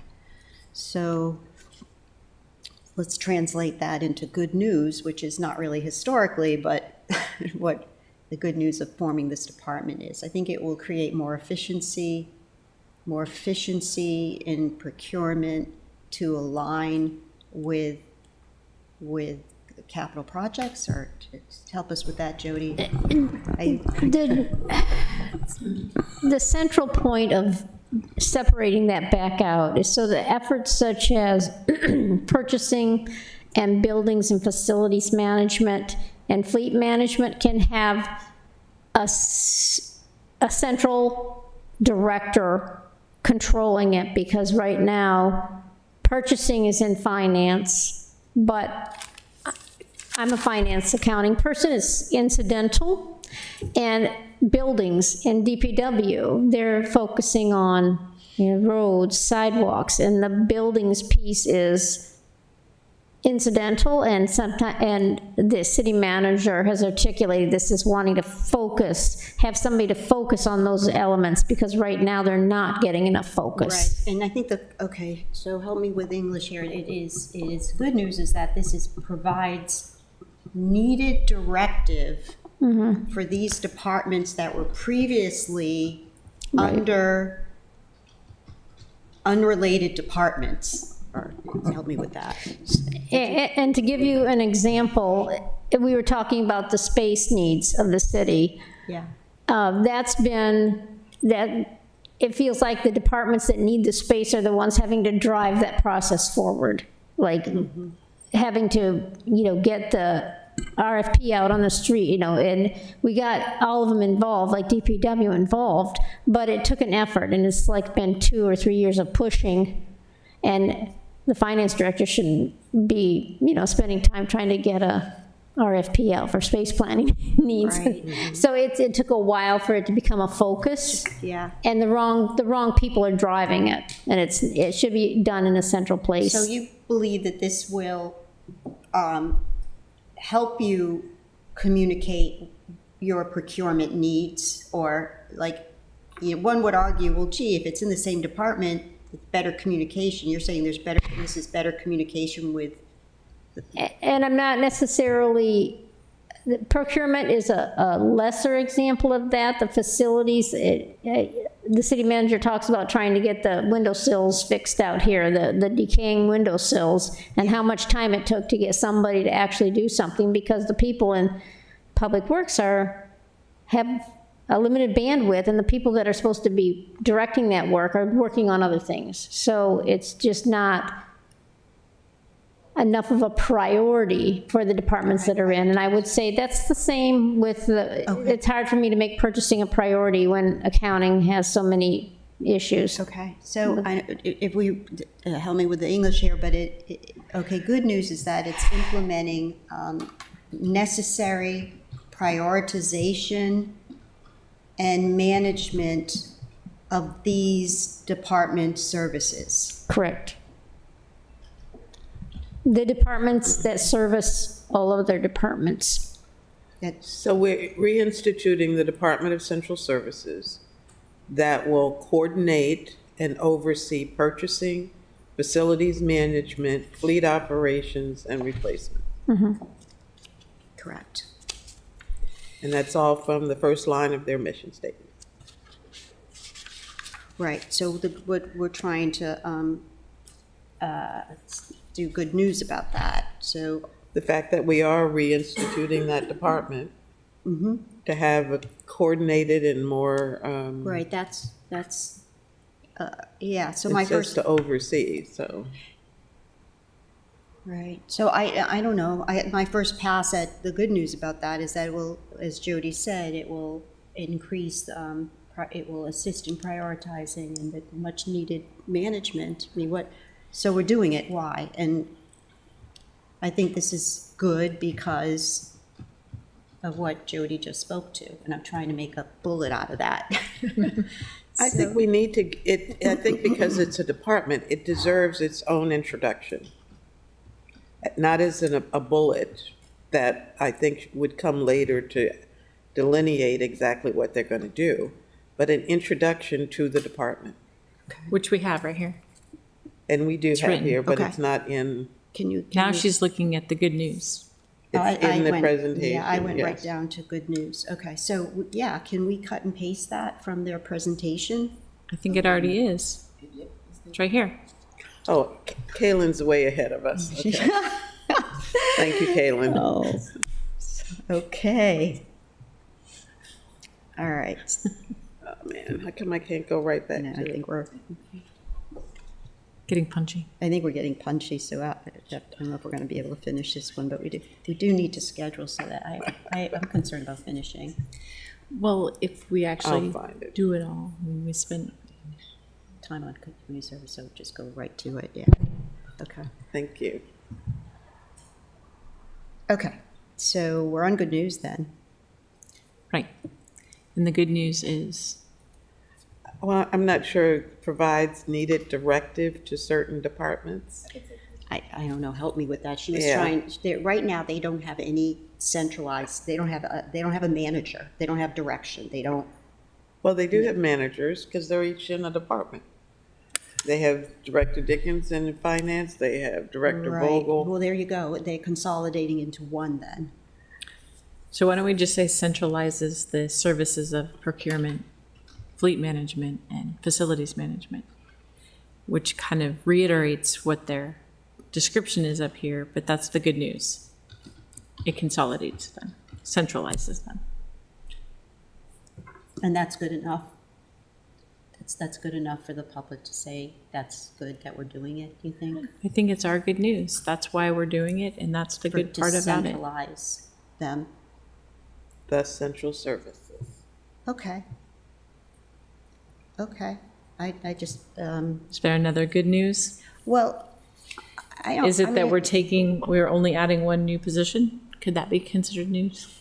Good news? Well, I don't know. I think we should speak more to how this increases the efficiency, although we don't know that yet. I was going to say, we don't know, and that's why we don't have any more good news because We don't know. they've not done anything yet. Yeah. I mean, they work in their Yeah. respective departments today, but this is all news.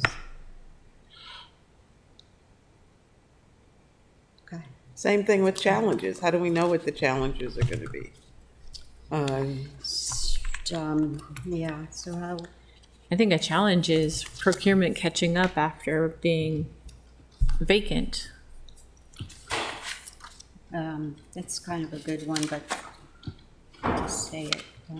You could say it differently, but I do think that's a challenge that we've faced over the past year. And this will hopefully change that to a positive next year, but To service the whole city, right? I think that's what you're trying to, right? It's like, whoa, we got to do procurement for everybody now. We can't But just. we're not including adding staff, so I'm not sure how procurement's gonna catch up. And I'm just reading what Caitlin has written. If that's the expectation, is it a realistic one? Because we have the same people in procurement that we have today. Oh, there's a that's a vacancy in procurement. We have no senior buyer. And our procurement officer has been with us about a year, but in that time, we've had vacants. Both positions were vacant. His other positions were vacant for a while. Then we filled one, and then we had somebody in senior buyer. Now it's vacant again, so. So that's the challenge. The challenge is keeping them Filling. fully staffed, finding resources, you know. Okay, so let's get those down. I know, okay, let's, So the challenge is being able to hire staff who can fill the vacant positions in procurement. And I heard Dan, I can't think of what Dan had shared with us about fleet management. He needs something. Okay. He's sharing one with someone Okay, so, so that's another issue that's created by merging this department, because Dan now is going to take the fleet, an assistant that he's been using, to the new department, or he'd lose that half a position.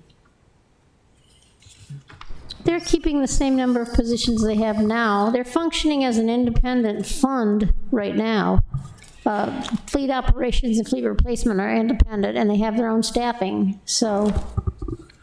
So is he taking, if he takes his assistant with him, that leaves a void in transportation or public works from where he's coming? I don't know what position you're talking about. Is he losing a position? Trying to find my notes. Fleet operations, are they sharing staffing with somebody? My understanding is that they were independent from transportation. Transportation has their own fleet, folks that work on their fleet. So it was transportation that they share? Is that what? If you're talking about the repair of the vehicles, yes. I don't think that, I think it was a parts person or some person he was talking about going to get the parts. He didn't have a dedicated person for that. And he was asking for somebody new. I didn't understand that belonged in transportation, that role was being done by transportation. I just know he wanted somebody else to be able to help with the parts. Right, he wanted an analyst and someone to help with parts. My understanding is that Danny does that all by himself. And there's, potentially concerns from a succession planning standpoint. So that's why he's asking for those positions. And did he get a position?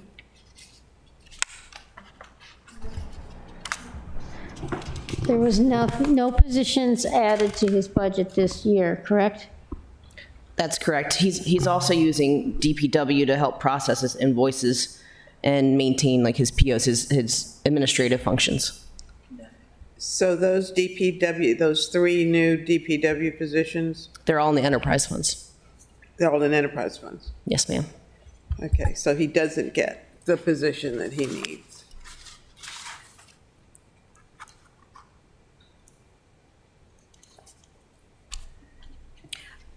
one thing that they spoke about is the better communication between, the question was asked, why those 3 departments? And it's like, well, they needed better communication I don't know if you want to isolate that as good news. Introduces better communication between the three departments. Is that worth stating?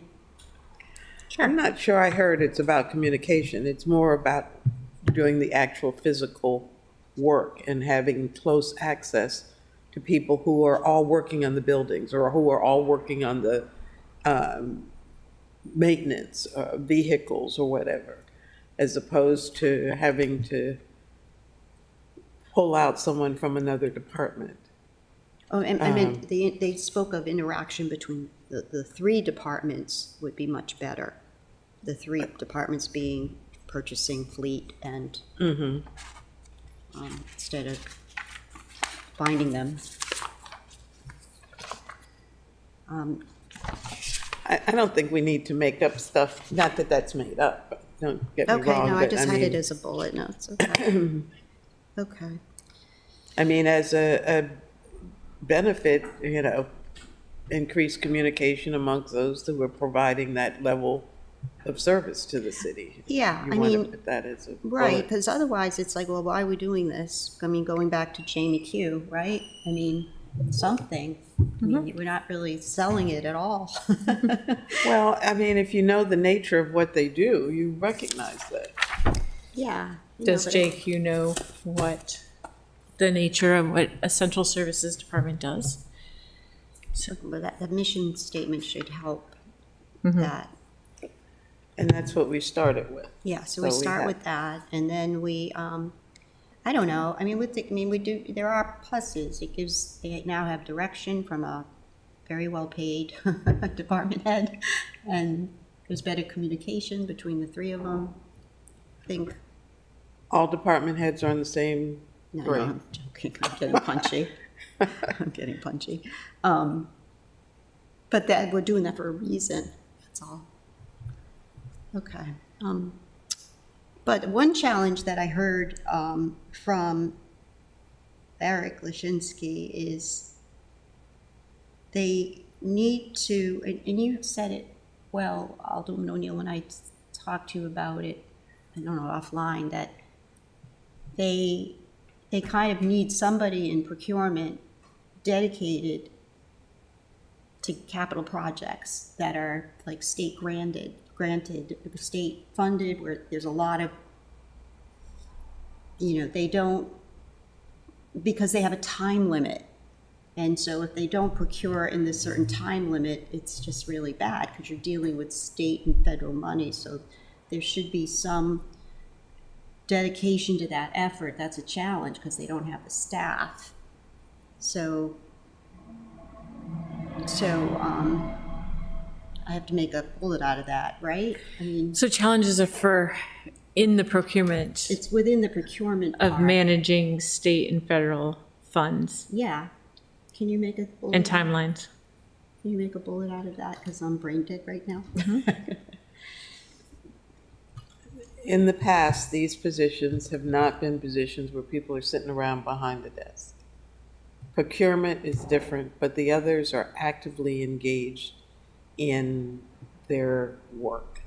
Right? So they are out in the fields, they're wherever construction is existing or wherever projects are going on. Of course, they oversee what they need to oversee at their desk, but they're, I don't want to say worker bees, but they are out Right. fixing, following up, Right. Especially in facilities. And facilities management is not the least of them because, we have a number of facilities and all of which are aging. Who's monitoring that? Central Services will monitor that. So we were on challenges, so I was suggesting that because of this, elevation, they have, did you try to, I don't know where, whatever she wrote. Let me go back to it.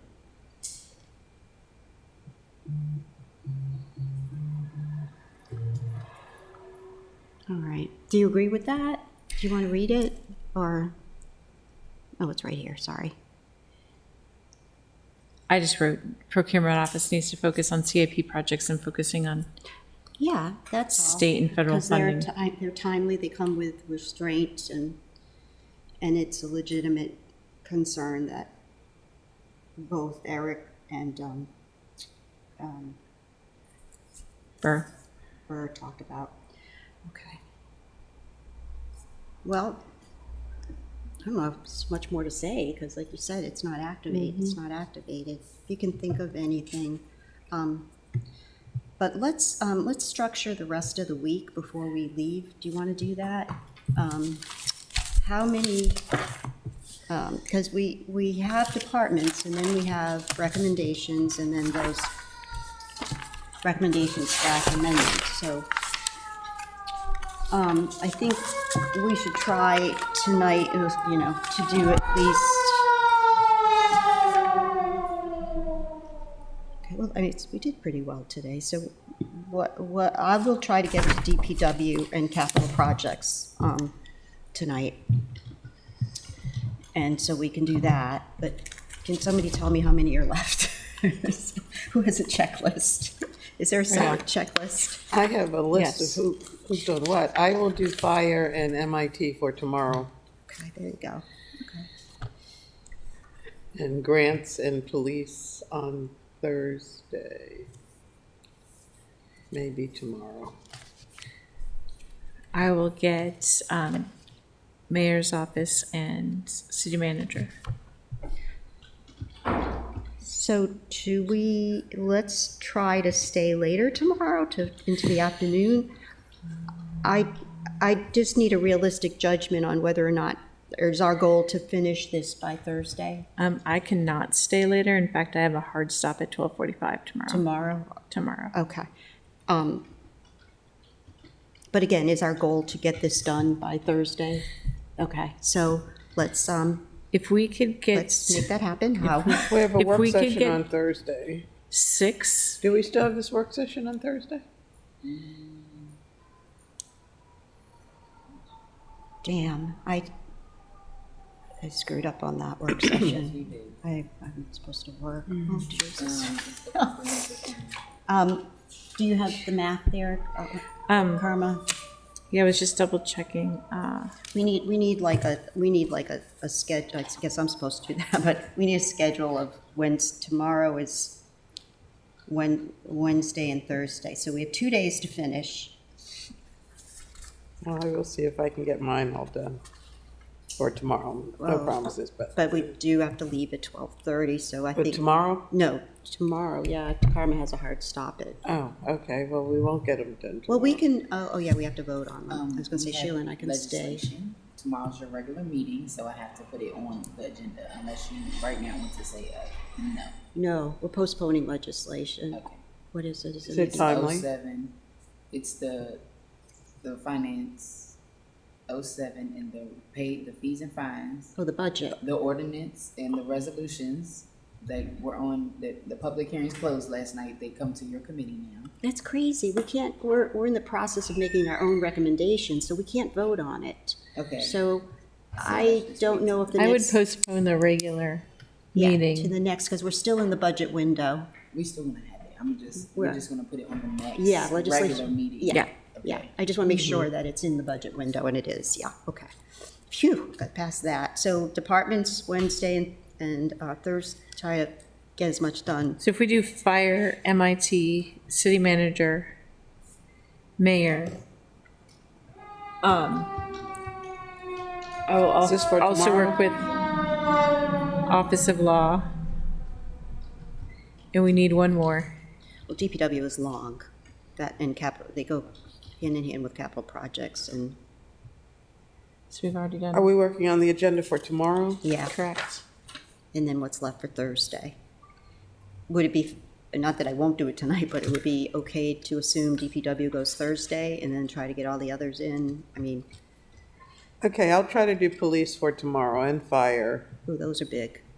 and MIT if I can. Okay, wait a minute, now we're squishing So too much. that's 6. No, that's 6. That's what we need to get. Oh, I counted fire twice. Okay, say them again? But we're going to have a Fire. short meeting tomorrow. Yeah. Fire, MIT, police, city manager, mayor, office of law. If we can get those 6 in, and then that leaves, 9:30 to 12:30, 3 hours. Okay. 3 hours so if we divided can by give 30 6. minutes to each one, we should be That's able where I'm to. headed. Okay. If we can do 30 minutes to each one, and that leaves DPW, transportation, Rex and Park. Okay. I think enterprise funds is in there with DPW, Finance, finance and CIP. and I need to see how we addressed grants, community grants last year. we've done central Other than services. just so. including, So. So that leaves 1, 2, 3, 3, 4. 4, If 5, we can get through 6. 6 tomorrow, that will leave 4 plus enterprise funds and Capital projects, CIP. yeah, so So that gives Thursday. us 6 for Thursday. yeah, I got it. Yeah, Thank 6 you. for Thursday. Do we want to talk about fees and fines on Thursday as well? This is, Okay, Is that part of our budget? Is that part of our is this report? new? Did you do anything with this? is it in the last one? Okay. Okay, so for, to answer your question, we inserted our recommendations, I think, Right. in the report somehow, and What I'm looking at is the grant committee process, which I think is very different yes, it's from very what was different. used. Yes. Ms. Buckland, do we have the grant committee process that I can include? They sent Or it would you to us prefer? yesterday.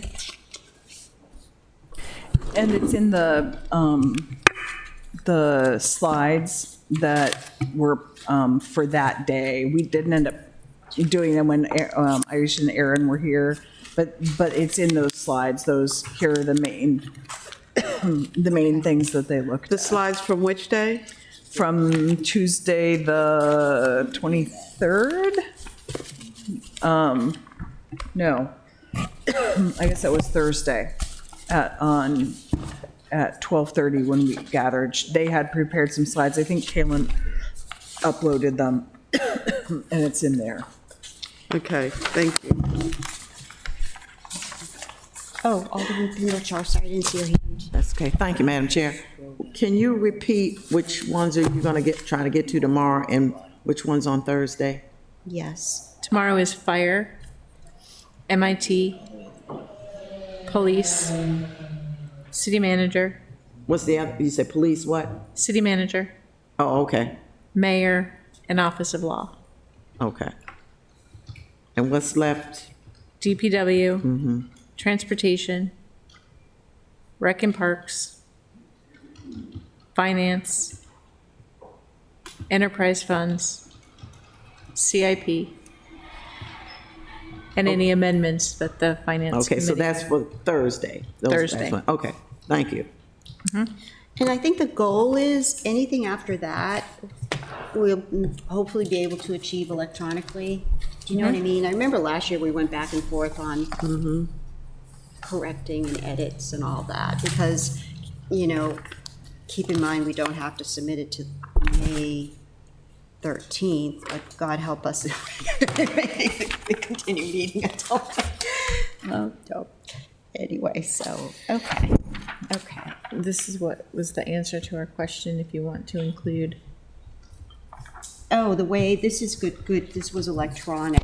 Do you have community grants? This is the best we Yeah, have on I have a procedures, copy of that. But you need electronically, okay. But I'm looking at the presentation, and I will cut and paste from the presentation. Ms. Buckland, did this come out of the presentation that you presented? I don't see where we Okay. did, I don't Should be the see where same. we did, I'm sorry? Yes, it should be the same. Okay, thank you. Did what? fees and fines. Oh, that's what I was asking. Then we don't have to worry about it. I don't, Because I think it was discussed in the finance committee meeting, Yeah. the regular committee meeting Yeah. versus the budget finance committee meeting. yeah, I'll check the code language, but well, the code says budget, I don't know.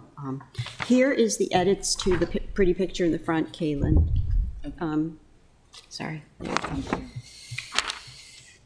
go. No, we're not meeting earlier than 9:30. You can. I wasn't going there. I was not. We might have to Thursday, but no. What is the, oh, the comp plan. Okay. Are we adjourned?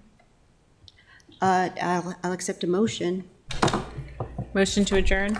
Second. All in favor signify by saying aye. Aye. Good. Good, good.